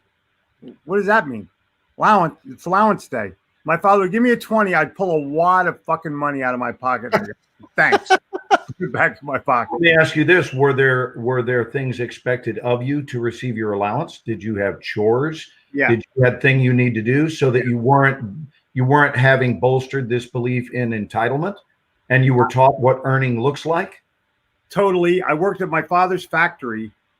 He manufactured kitchen cabinets and countertops. I worked there since I was 7. And we lived in Atlantic City, and the factory was like 50 miles away. And on Saturdays, I would go in with him. He would drive me in. He would give me $1 if I went to the factory with him, $2 if I would stay home. And I took the dollar every time. Wow. I learned how to build. I'm one of the few Jews, Glenn, that can swing a hammer. Wow. Yeah, because usually we pay people to swing a hammer. Exactly. That's Yeah, exactly. I mean, I was raised Jewish. I know. Yeah. I get it. Weightlifting to a Jew is a porter. What'd you say? Look. Repeat that for Ken. Weightlifting to a Jew is a porter. Okay, can you carry my bags for me? So Gary Schill is my dear friend, Master Gary Schill out of Austin, Texas, who is just a sweetheart of a human being. And he runs a martial arts school there in Austin. He says he started selling door-to-door Kirby vacuums at age 14. Way to go. Yeah, because he was taught the same work ethic. And, I would be remiss if I didn't reemphasize Bob's post that he feels the need for the world to know. It says Glenn had a flip phone until just a few years ago, and I had to pry it out of his hands. Yeah. I don't know why he felt the world needed to know that, but I'm not ashamed of it. Right? I didn't get an iPhone until the last possible minute. And let me explain that, Bob. It's because I didn't give a shit. Yeah. That's why. Pretty soon you're going to be saying, I had an AOL email address until I met Walls. Which I do have. Yeah. Listen, I am so old school. I'm that weird combination of cutting edge and very, very old school. He was so old school when he was a kid, they just called it school. Very good. Just like Chuck Norris, right? When he visited the Virgin Islands, now they're just called the islands. Same idea. So do we have a solution? I posed a question.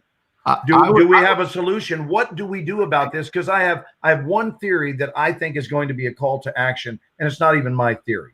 And actually, it comes off of George Carlin's teaching, and George and I were buddies. And so I had the privilege of being friends with George Carlin and really, really get that he was one of the wisest people to ever walk the face of the earth. Yeah. He was not only comical, he was infinitely wise, an incredible person to hang out with one-on-one. Not just a great man in front of a large crowd where we could entertain, he could entertain us. But George was an incredible man. And one of the messages he shared with our world, and he did it in his routines, but I question whether or not people understood how brilliant he was when sharing this. And what he shared was an acronym, NIMBY, which was not in my backyard, NIMBY. And what he meant is people won't have anything to do with things if those things move in real close to them, meaning not in my backyard. Right. So what I suspect is when tragedy strikes, and it will, that's not a gloomy forecast, that's an inevitability. It's inevitable that foolish behavior, here's the math. I'm a big fan of math. Foolish behavior over a long period of time equals disaster, right? That's a mathematical equation, and I'm no Einstein, but I understand how that works. You can get away with a little bit of foolishness. You cannot get away with collective foolishness over a long period of time. So what's going to happen is what they are so currently cavalier about is going to strike a very close friend. That's an inevitability. It's an eventuality. It will at some point occur. When it does, people are going to go, oh man, shit's getting real. Well, no, shit's already real. It's real right now, and it's been real, but it's not real to them until it shows up in their backyard. I think that is going to be the most defining moment for an educational shift. I think when they start losing friends and they quit attributing this to be something that only affects bald older people, right? When they start seeing, or even younger people who are not friends with them, if they lose someone their own age, it's quite impactful. I wish it wouldn't take that. And if they would have a shift in behavior prior to that, then that would be great because a life would be saved. But unfortunately, it may take that to get somebody to pull their head out of their butt. One of the things that I think is a differentiator between our generation and this generation is we couldn't wait to move out of the house and be on our own. True. And the new kid wants to live at home with his mom and sponge off them until they can get an apartment or some kind of crap like that. Like I think at 18, I'm out. I'm out. And we right. My parents begged me to stay. I'm like, Gotta go. Because I don't mind taking out their trash, but I'd rather take out my own trash. Yeah. So I had that responsibility, and I had that ingrained into me because my dad and my mom, they were independent people. Luckily, my father was not an entrepreneur. He was a businessman.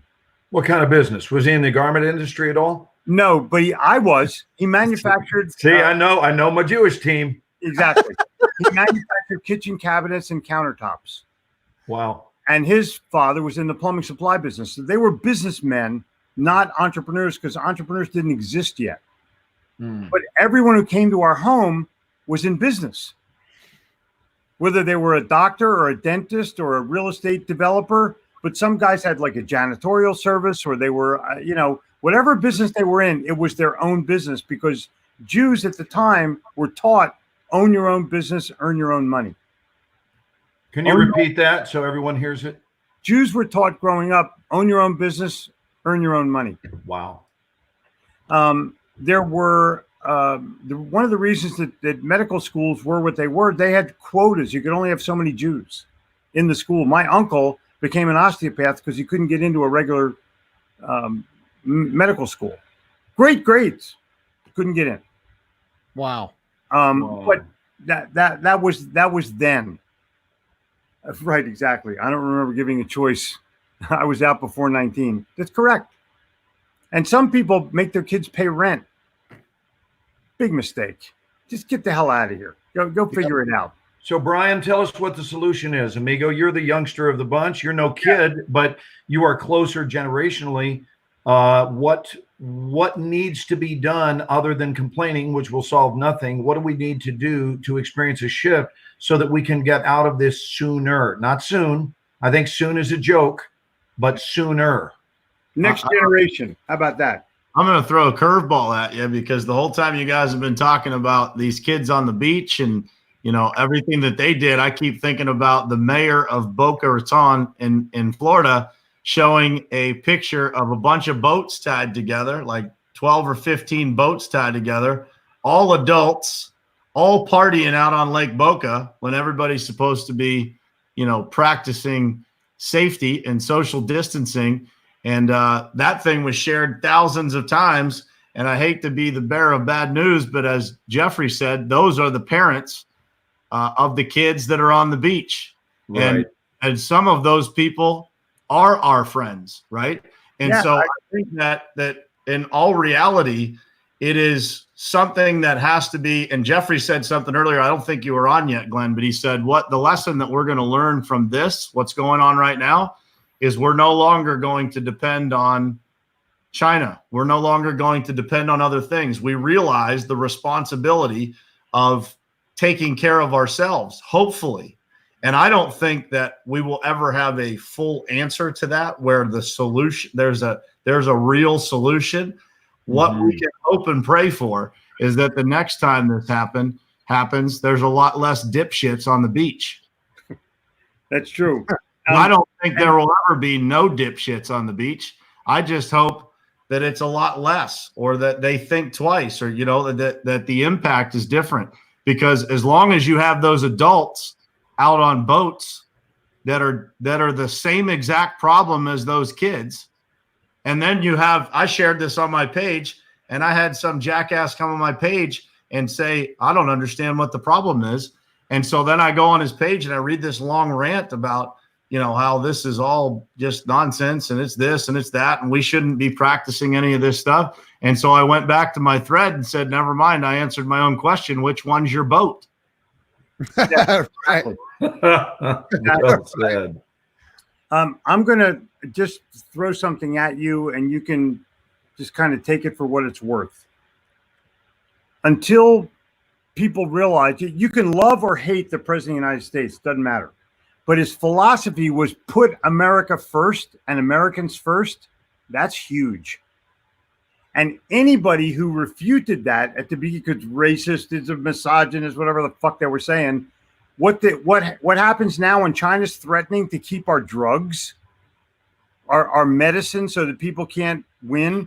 No, that's a wake-up call. We're going to go into the manufacturing business once again, because we had the manufacturing economy at the turn of the last century. We made cash registers, steam engines. We made eyeglasses, copy machines, you name it. We made everything here. And then corporate America decided, well, we can save $1 if we save on labor. Because the unions were being whores about how much money they made. And you can't blame them. People, you know, if I'm in a society where the companies are making money, I want part of it. So the greed forced us to leave. We need to bring that back and be a little bit more benevolent about how it's done. And let's get back to normal. Dude, there will never be normal like there was. Never. It will be. Well, and we experienced that after 9/11 too. We Right. graduated to a new normal. Yeah. Interestingly, though, I saved one cartoon from the New Yorker, which I had subscribed to for the last 30 years until I realized it was a political machine. There were 4 guys waiting for a bus, and they were online on one of the streets of New York City. And one guy says to the other, "It's hard, but I'm getting back to hating everyone." And Wow.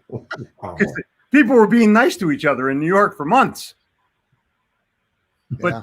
But there will be a new normal. After people are going to board planes differently, people are going to eat in restaurants differently, people are going to do things differently than they ever did before. And They're that wash their hands. my wife's hands are red. She needs Neosporin and soap because she's washing the damn skin off of her hands. And I'm washing my hands. You know, I'd wash my hands maybe twice a day. Now 10 times minimum. Yeah. All of us. And social distancing. What the hell was that? Like, seriously, what is social distancing? I don't understand. Well, can we talk about that for a second? I have a question about that, actually, because we're talking about we're going to enter this new level of normal. Does that mean, like, when I'm over in Pittsburgh at my buddy Brian's house, we can't, give a bro hug? Or when I'm down at Jeffrey's, I can't, like, give him a bro hug or give Jen, his wife, a hug? Or when I finally get to meet Glenn in Dallas and I can't, is that what that means? Is that like, because that seems insane to me. The answer is no one knows yet. I have a feeling it's going to kind of go back to the way it was, but I'm going to tell you, people are going to be way more cautious than ever about things for at least another year or two. Right. Yeah. I'll go invest in the thermometer companies that you can swipe across your forehead. Maybe that'll be the new approach. Before you hug, you got to 98.6. We're good to go. Wow. It's the new condom. Yeah, it is. It is a societal condom, for sure. For sure. So I'm not a naysayer. I don't wish anybody ill. I have a very positive outlook on life, but there's going to be a level of caution that's going to pervade society for a while, and we're going to have to live with it. That covered up your faces, but I want you guys to see. Yeah, this. go ahead and put it up there. I don't mind my face being covered. Read Gary's comment. I have a question. We have experienced viruses throughout many lifetimes. Our bodies build immunities based upon past viruses we've been exposed to. Do you think we are possibly causing a bigger issue by not letting the virus run its course and putting a priority on protecting our vulnerable population? That's actually. I have an answer for that. I have no fucking idea, and neither does anybody. Right. When's this going to end? No one knows. Well, what's going to happen? No one knows. Well, then what are your thoughts? And I don't disagree with you. I actually agree with you, Jeffrey. But what is your opinion then about what is being said from the White House about we're going to be back by Easter? What is your thought about that? I have thoughts, but I want to hear your thoughts first. Okay, cool. I think it's positive anticipation, and I'd rather hope that it's going to be Easter and have it be Memorial Day than somebody telling me it's Memorial Day and have a shitty Easter. Yeah, there's two ways of looking at that, and I follow the Monty Python, always look at the bright side of life. And maybe he's doing this because he wants us to think about it in a different way, but whatever it is for me, it's fine. I'm going to wait and see. I have high hopes myself, but the bottom line is I'll take whatever comes. I have enough resilience, Glenn, in my soul to where if somebody says it's Easter, well, you said it was going to be Easter. Like seriously, like get the fuck over it and get to May 31st. It'll be fine. Well, I think that moving into the mindset of acceptance helps a lot, meaning accepting that this is the way it is now. And this is what I've been recommending to people all week, is to part of successful hunkering down, if there is such a thing, successful meaning handling it well, or as well as it can be handled. How about that? As well as it can be handled is about not going to the potential enormity of it, but rather just handle today's hunkering down well. We're hunkered down for today. We all know we're going to be hunkered down for a while. We just don't know how long that while is. But I'm not doing the future hunkering down. I'm doing today's hunkering down. And right now, I'm doing this moment's version of hunkering down, which is I happen to be hunkering down with you gentlemen. This is my current reality, and I'm devoted and committed to it going well, so that when I do go to bed, which will be first thing tomorrow morning because I'm a night owl, when I do go to bed, I will lay my head down having put this day in the history books well. Yeah. And that has always been my motto, is I am committed at the end of the day to being able to say that I put today into the history books well, no matter what it looks like. And as long as that's my game plan, I can last with this, whether it goes on a couple of more weeks or even a few months, and I'm prepared for it to be whatever it is, right? I don't know what it will be.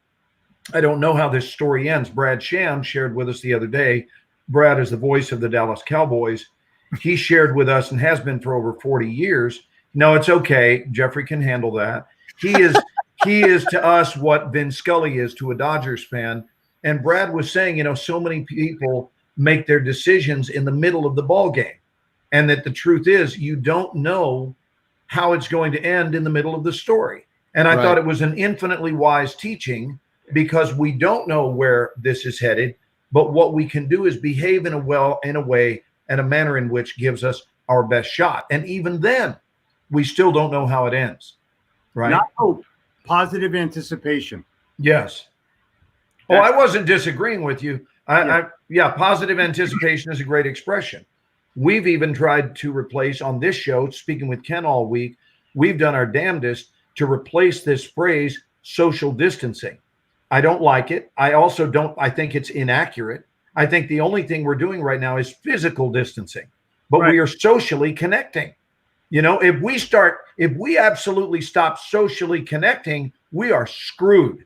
And I got to tell you, the boat will go down if we socially disconnect. We want to physically disconnect and socially unite. And we are doing that as we speak. And part of, if you start getting into any kind of the deeper meaning of all of this, and I look for deeper meanings in all things, I look for stuff on the surface, and then I also go on into an archaeological dig modality of what's brewing underneath it. And what I think is brewing underneath it is that we are being invited circumstantially into an experience of deep, heartfelt connection. And in the same way that you look at a book, there are not many distances you can look at a book from. If you're reading an actual book, not listening to one on tape and not looking at one online, but a physical book, you can't read it like this. Right. And you also can't read it across the room. So you've got to find what that comfortable distance is to be able to read it and read it well. We are readjusting. We are having our distance reconfigured so that we can really finally do this thing called connecting with each other. Getting each other. I can't get you if I ignore you. I'm going to only be able to speak fluent you-ness. Let me say that again. Speak fluent you-ness. I wrote a chapter about it in my book. It's called Speaking Fluent Themness. You're not going to be able to speak fluent themness until you take time to learn someone's combination. It's no different than unlocking a safe. It's no different than breaking open any kind of lock. It's easy if you have the combination. The problem is people are unwilling to take the time to learn what somebody's combination is. You got to learn somebody's combination. When you learn their combination, they unlock piece of cake. And now we move into this absence of bullshit. There's no bullshit once you really know another human being's combination.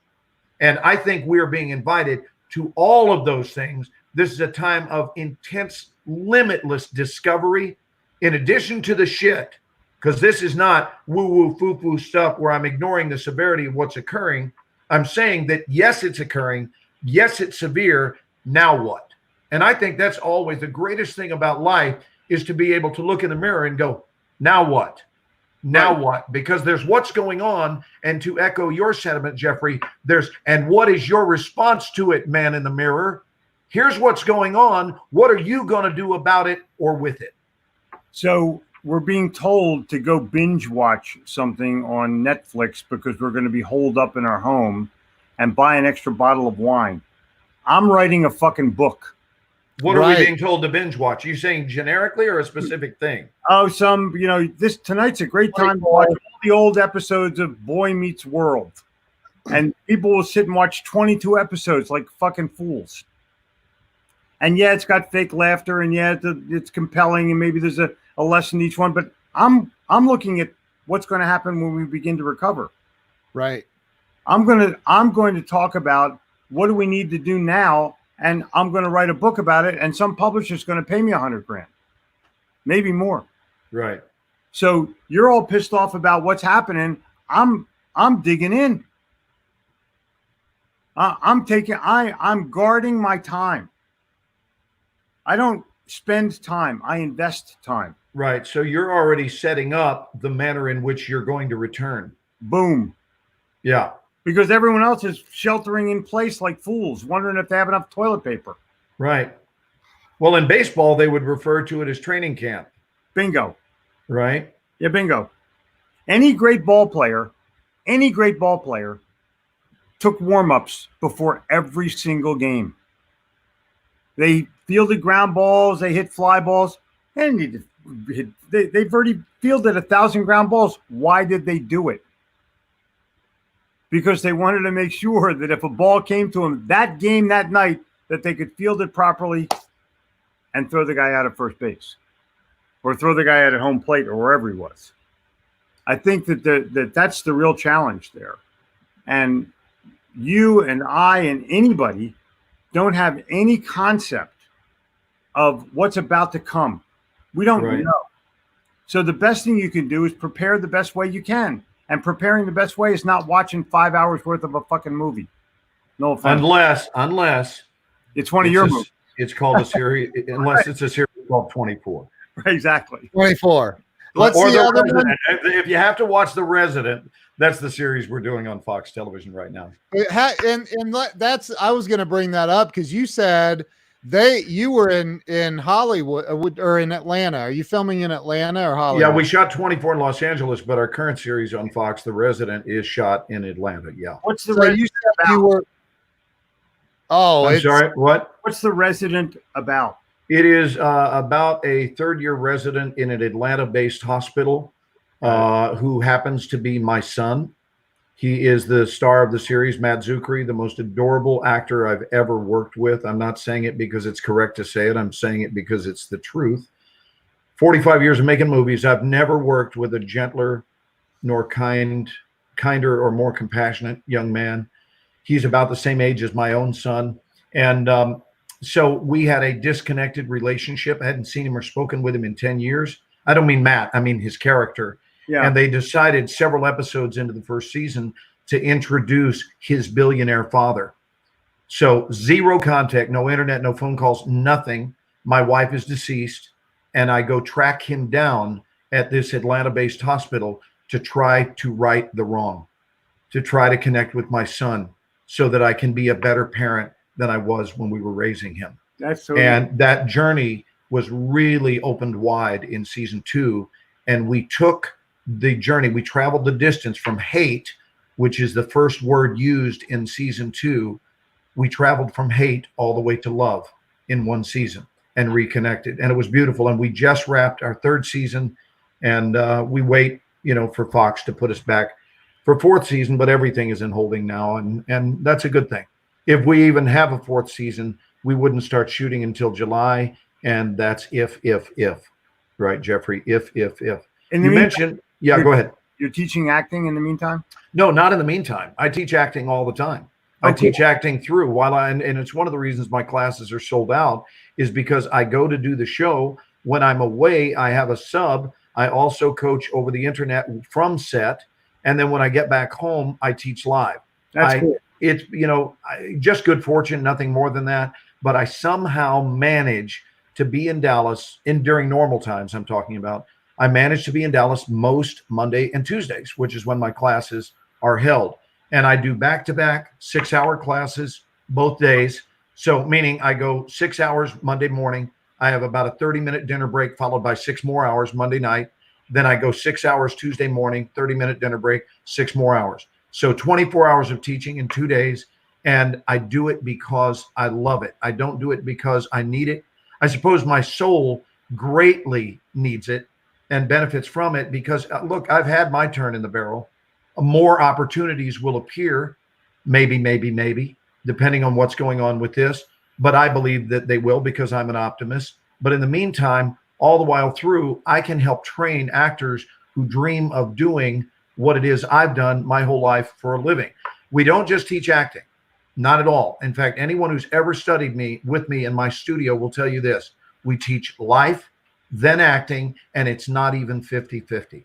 I would say that it runs 60-40. 60% of my coaching with my students is life training, 40% is acting training. And that's why as human beings and as actors, they wind up being unstoppable, which is wonderful. That's You know, awesome. that a lot of speakers go to acting school. Smart, good So decision. they can control the platform a little bit better and enter the platform a little bit better. One of my buddies, his name is Ed Brodo. He gave one of the best speeches ever in the National Speakers Association, and he's an actor. And he talked about how you center yourself and how you approach each corner of the platform and how you address the audience. And it was I don't know, it was a workshop like I've never seen before. It was just phenomenal. But he did it through the voice of his acting career. Oh, Gary Schill just said you teach people about connections. You know, I wanted to say this earlier and I didn't, but it was, I think, Jeffrey, you were sharing something and I wanted, and Brian, this really is true of everyone here. It's true probably of your whole listening audience, which is especially if you're into some kind of, I call it an imprinting assignment. So we are people who are in the imprinting business. We imprint others. I mean, all humans do at the end of the day, but not every human gets out on a stage. Not every human gets online, and not everyone is in a television series that is seen by millions of people. So we imprint, we impact. And I'm going to call out the speaker industry. I'm going to call them out right now and say this, that one of the biggest, it certainly makes my top 3 secret. If I could offer a success tip, if you want to be successful in business, check your intention. Check the purity of your intention. Because so many speakers I've known in the past, their bottom line, their absolute bottom line was what they sold at the back of the room. They didn't care 2 shits about the people. Yeah. That was an illusion. And it was proven backstage because as soon as the curtain closed, you got to see the real them, right? So we should not be preoccupied with whether or not people purchase. We should be preoccupied with whether or not we impact another human being favorably. If we do that, then the other takes care of itself. I really believe that. I believe that if your message is pure and people know it, come on, they know it. The average person can sniff out a bullshit artist from a country mile away. But if someone is coming from the purity of their heart, that's what really calls us together. That's where our strength is. And so I would just, even to the very best salesman in the world, I don't think they're the greatest salesman until they've checked the purity of their own heart. And if their motives are pure, why we're doing what we're doing, to me, is terribly, terribly important. It's paramount. So what do you want to do? Okay, tell me. You tell me what you want to do. Now tell me why you want to do it. Bingo. Right? Because if you're wanting to do things for the right reason, I actually believe that is the fertilizer that allows us to flourish. Right? Just make sure we're doing it for the right reason, and there's no finer reason than love.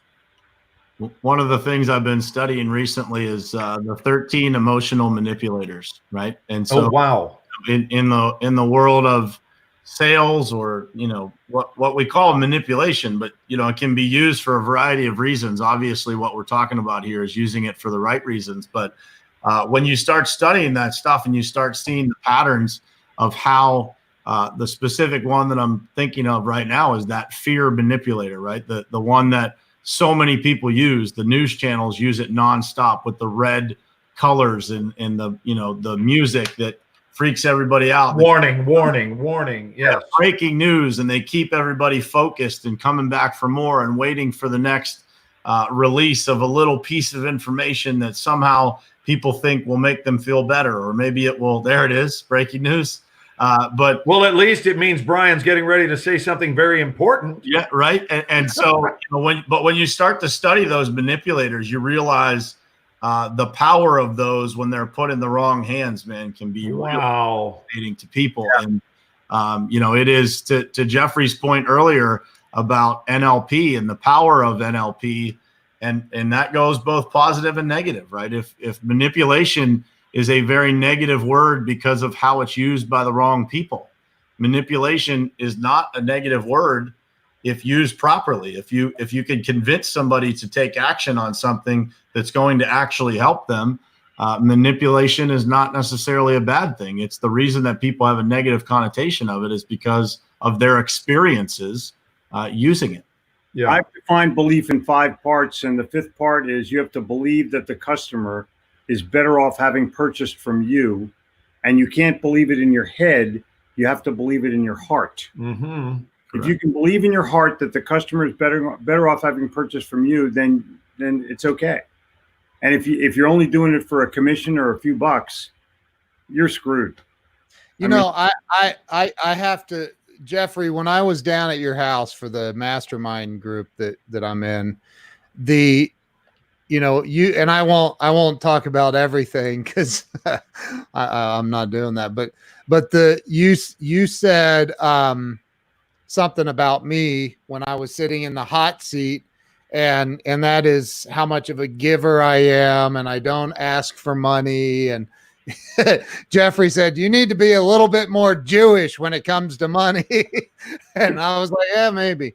But one of the things that I've built, and I try to teach this because there are too many people that ask for the money first. That's like walking up to a chick and going, hey, I know we just met, but can we go, do the deal? Like, can I cop a feel? Yeah. I mean, it's like where you've got to start, in my opinion. Too many people are looking at it as how can I get something out of this deal? Where's my commission? Where's the payoff? How can I help Glenn Morshower and get him to pay me? I know he drives a nice Honda Accord. He can afford me. And he does drive a Honda Accord. And an old Buick too. And an old Buick, right. So, but how can I get, and Glenn did say he could afford to drive any car on planet Earth, but absolutely. But I love driving my dad's old Buick because it's the only physical thing I got left, and I feel him every time I get in his driver's seat. Way to go. That's so awesome. Yeah, that's so awesome, man. And my newest car is 12 years old. I have a 12-year-old 2007 Infiniti, and that's my primary car. But I keep a Honda out in LA and a backup Buick here, which was my dad's car, and I keep it in the driveway and I drive it all the time. I have a 13-year-old Lexus that has 52,000 miles on it. Wow. Yeah. He does. I've been in it. And that, so I think that, and I said this last night, I said, look, you have to, if you're gonna survive this and really thrive in this, what's going on right now, there are a lot of people that are going to make some really stupid decisions.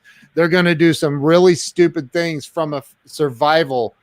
It's just the survival mechanism, right? They're just going to I need to pay my bills. My mortgage is 3 months late or whatever. You're going to make stupid decisions. And my point is, focus on delivering value no matter what your financial status is. Brian Tracy, I read this in one of his books a very long time ago. And Jeffrey, I know that you know Brian. And something that was in one of his books is, if you want to get a raise at the current job that you have, or if you want more out of life, provide more than you're paid for first. Do more first, and then eventually you get paid. You do get paid. Am I wrong about that? No, Napoleon Hill said it in 1917. Maybe I'm the reincarnate of Napoleon Hill. You might be. Bob Donnell just said, and I think this is beautiful. He said the difference, you can cue it up, the difference between manipulation and influence is intent. If your intent is for their betterment, it is influence. And if it is only for you, then it is manipulation. I don't think you can state that any better, to be honest. I think that's beautifully said, Bob. And that's why we are buds, man. I love you. And I love you for what you just said. That's powerful. Very well done. Hey guys, I have a full day tomorrow of helping people in my mastermind. So I have to, I don't want to be a girl about it. I don't want to be a little kid about it, but my mommy's telling me to go to bed. And can I give you something to share with your mastermind tomorrow? Please. You mentioned baseball. Yep. It's a quick story about a guy who was, very, very active in baseball, Major League Baseball, and had quit a long time ago, and really lost interest in being physically active. And he was getting old and getting overweight. And finally his bud said, well, you don't get out there, and you want to just get out and throw the ball around and feel young again. It'll be good for you physically, good for you mentally. And he goes, well, I might. And he decided to go ahead and do it. But his first outing, he went to the baseball diamond alone. He didn't want to be embarrassed in case he had lost his skill sets. They had diminished somewhat. So he went out, and you remember the old game we used to play where you'd throw up a baseball and hit it yourself? Yep. Right? We all did it as kids. So he went out and he brought a baseball, and he picked it up and he swung and he missed, strike one. And now he goes and grabs the second baseball and throws it up into the air, and he figures he'll hit it sooner or later, and he swings and he misses again, strike two. And now he assesses before the third one, and he thinks, I think I've been a little eager, right? I've been ahead of it both times. So knowing what I know about batting, I'm going to wait. I'm going to wait, delay my swing, and I'll connect and no doubt hit it. And that'll feel good. And he reaches down and he picks up the ball and he throws it. And instead of eagerly swimming, he waits. He watches the ball closely. He swings, only this time it's an overcorrection, and he's behind the ball and misses, strike three. So he picks up the balls and he heads back and calls his buddy on the phone. He says, I did what you suggested. I went out to the ball diamond. He said, yeah. What were your findings? What did you discover about your abilities? He said, no, turns out I'm a hell of a pitcher. Yeah. It's a great story on perspective. It's a totally great story. Right? Totally. So it's all perspective. We can have things turn to shit seemingly, and then we can find a way to still declare ourselves to be excellent pitchers. I'm very pleased to have met you, Glenn. And same, Jeffrey. Ken will connect us with cell phones. They may have mine. Sure. Did you and Brian know each other already? No. Brian knew me by reputation, but I did not know Brian. You guys have never shared a stage together or anything? I read my very first sales book of all time was The Little Red Book of Sales. Oh, wow. Pretty cool how life comes full circle, huh? Yeah. Yes, it is. Well, I look forward to meeting both of you, all three of you, because Ken and I have still not met. We've become fast friends. Beautiful. We've become fast friends over the last 10 days, courtesy of these panels. But I do look forward to meeting you all in person at some point. If you can send me their mailing addresses, I'll send them some stuff out as well. That's awesome. That's very generous of you. Thank you, Jeffrey. No, it's half price. Oh, that right. I forgot. Forgot. Don't include the Venmo, Glenn. Yeah. I'm going to send you a copy of my new book, and I'm going to send it for free. Yeah. It's called Get Your Tongue Out of My Mouth, because I'm a kissing you goodbye.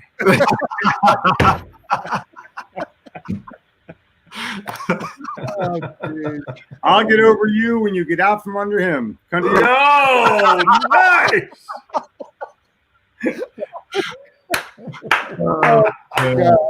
Oh, that's a keeper, baby. That's a keeper. Thank you for that one. Thank you. And everybody go over to the bit.ly. There it's scrolling across the bottom. Go over there, get signed up for Jeffrey's 2-day event coming up starting Friday, right? Bingo. And it's All pinned right. in the comments as well. Dude, thank I'm you. going to jump off the line too, Ken. I got dinner to eat, and I'll probably give you a call here shortly. You got it. You guys take care of yourselves. It's been a pleasure. Brian, absolute pleasure meeting you, brother. And thank you so much, guys. And you're calling me or Bob? No, I will call you. Oh, okay. Yeah, I just need to go eat some dinner. But Okay. you guys have a wonderful evening. Later, All right. guys. Nice. Later. Bye, everyone. Had a I'm blast. staying on, Brian. See What's you, that? Glenn. I said I'm staying on. All right, let's stay on for a couple And minutes. then there were two. Those And- guys are amazing. Just crazy, man. That is like, it's like surreal to me, man, to be just chatting it up with Jeffrey Gitomer, and Glenn is just unbelievable, man. I mean, I was a huge 24 fan, so it's just amazing. I told Glenn, I said, dude, I've never seen one single episode of it. He said, what? And I said, no, I don't watch TV. He's like, well, you can look it up and watch it. And man. But they say Netflix has throttled us all back now, so oh, really? watch it in 720p instead of high resolution, I guess. Or I don't know what they throttled it down. Yeah, everybody's watching so much Netflix, they're afraid they're going to take the internet down. So, dude, he was in Black Hawk Down, which I remember, you know, after Googling the images, I'm like, oh my God, that's right. And we were talking the other night about it. So yeah, anyway, listen, I appreciate all you guys coming on. Brian, is there anything you'd like to add? I mean, I'm kind of numb at this moment. man, that was I don't even know what to say. I don't even know what to say. The only thing that I was going to say that I didn't slip in there was when Jeffrey was talking about what to do right now. I had a great line because it's one of my favorites, that it was by Emmett Smith, and I wanted to see if Glenn actually knew the quote, but he said, all men are created equal. Some just work harder in the preseason. And for everybody out there that's, you know, going through this right now and maybe frozen in fear, or maybe, you know, worried about what they should be doing. And, you know, that's it, man. You should be preparing for the other side of this. Just like Jeffrey said, do something active, do something that pushes you forward, pushes the people around you forward. You know, when I reached out to Ken today and said, hey man, I think we should, you know, jump on and, you know, try to help some people, because, you know, I think it's a time when everybody needs it. And, you know, and Ken, you know, you've been on here, man, every single day trying to encourage people. And I think, you know, at the end of this, what my hope for people is that nobody forgets that, right? That, you know, when this all goes back to normal, those people like yourself that have carried people through this and have been entertainment and been providing value for people through these times when people need it the most, I hope people remember that. So, yeah. Dude, I appreciate that. I'm just trying to make the world a better place, man. You know? It's that ripple effect, man. You never know the impact that you're going to make, you know, and right. It's amazing what you can do when you just give it a shot, right? That's right. Yeah. That's all it takes. All right, brother, man. Hey, thank you. Thank you to everybody who's been on here, shared this out. We've been on for 2 hours and 8 minutes, dude. Yeah. Wow. Does this even process a recording that long? Oh yeah, it's out there. Glenn Morshower just shared a link to my timeline. So listen, I'm telling you, Chaz Wilson is a buddy of mine right there. He's a CEO of a big company in Dallas, and I love it, man. I love what would Ken do? Eric Swanson, Mr. Awesome. I appreciate you. Brian, thank you, brother. I love you, man. Much You too, bro. You know, I love you guys, and man, you're right. Just get ready, you guys. Get ready for this thing to, and not just get ready for it to be over. There, like, if you need to make money right now, there are ways to make money right now. I'll hire you if you're willing to work commission sales. I will hire you and I will train you on how to sell my services. Brian would hire you.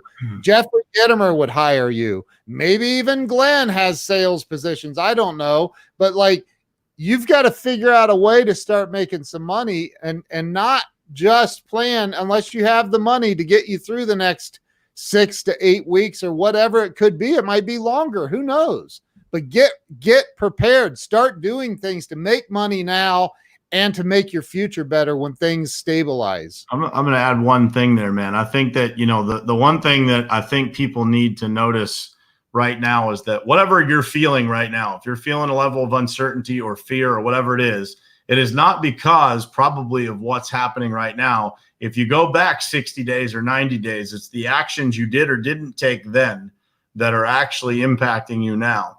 And so when you look at right now, and you want to be able to come out of this, in a different scenario, you have to start working on that now. And so the more active you are right now, this time gives us the greatest scapegoat of all time, right? It's like, you can claim fear, you can claim, you don't know what to do, you don't have the resources, you can claim all kinds of stuff. But in 90 days or 60 days from now, nothing's going to change for you unless you do something right now. And so think about that in your life. All this does right now is put a spotlight on probably issues that already existed, right? Yeah.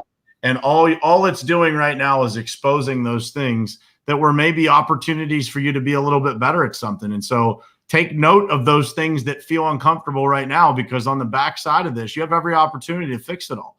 But if you just ignore that and say, well, I'm feeling that because of this time and it's this or it's that, it's whatever you're feeling and whatever's going on in your business, whatever's going on in your life, it's a result of what you did or didn't do before this happened. That's right. Amen. Totally agree with you, man. Now's your chance. The world is literally correcting itself. So now's your chance. Like you can turn whatever your situation. And here's the other thing. I saw our old gas company that we don't have at this house sent an email, because I'm still on their dang email list. But it's from Columbia Gas, and they said that they've suspended all disconnects. They're not disconnecting anyone's gas. All of the companies out there, I've gotten emails from companies that I've done business with in the past, that I'm doing business with currently. They're all willing to work with you. So don't panic. Don't panic. Don't run from it. Make sure you make those phone calls to the people that you need to make them to make whatever arrangements. I've had to make payment arrangements before. Like, go make those arrangements and figure it out. Glenn Morshower is calling me. I got to go. You got it. All right, guy. Appreciate it, man. Hey, love you guys. Appreciate y'all. Hey, have a good night, everybody. I'll see you later. Appreciate y'all. Thank you.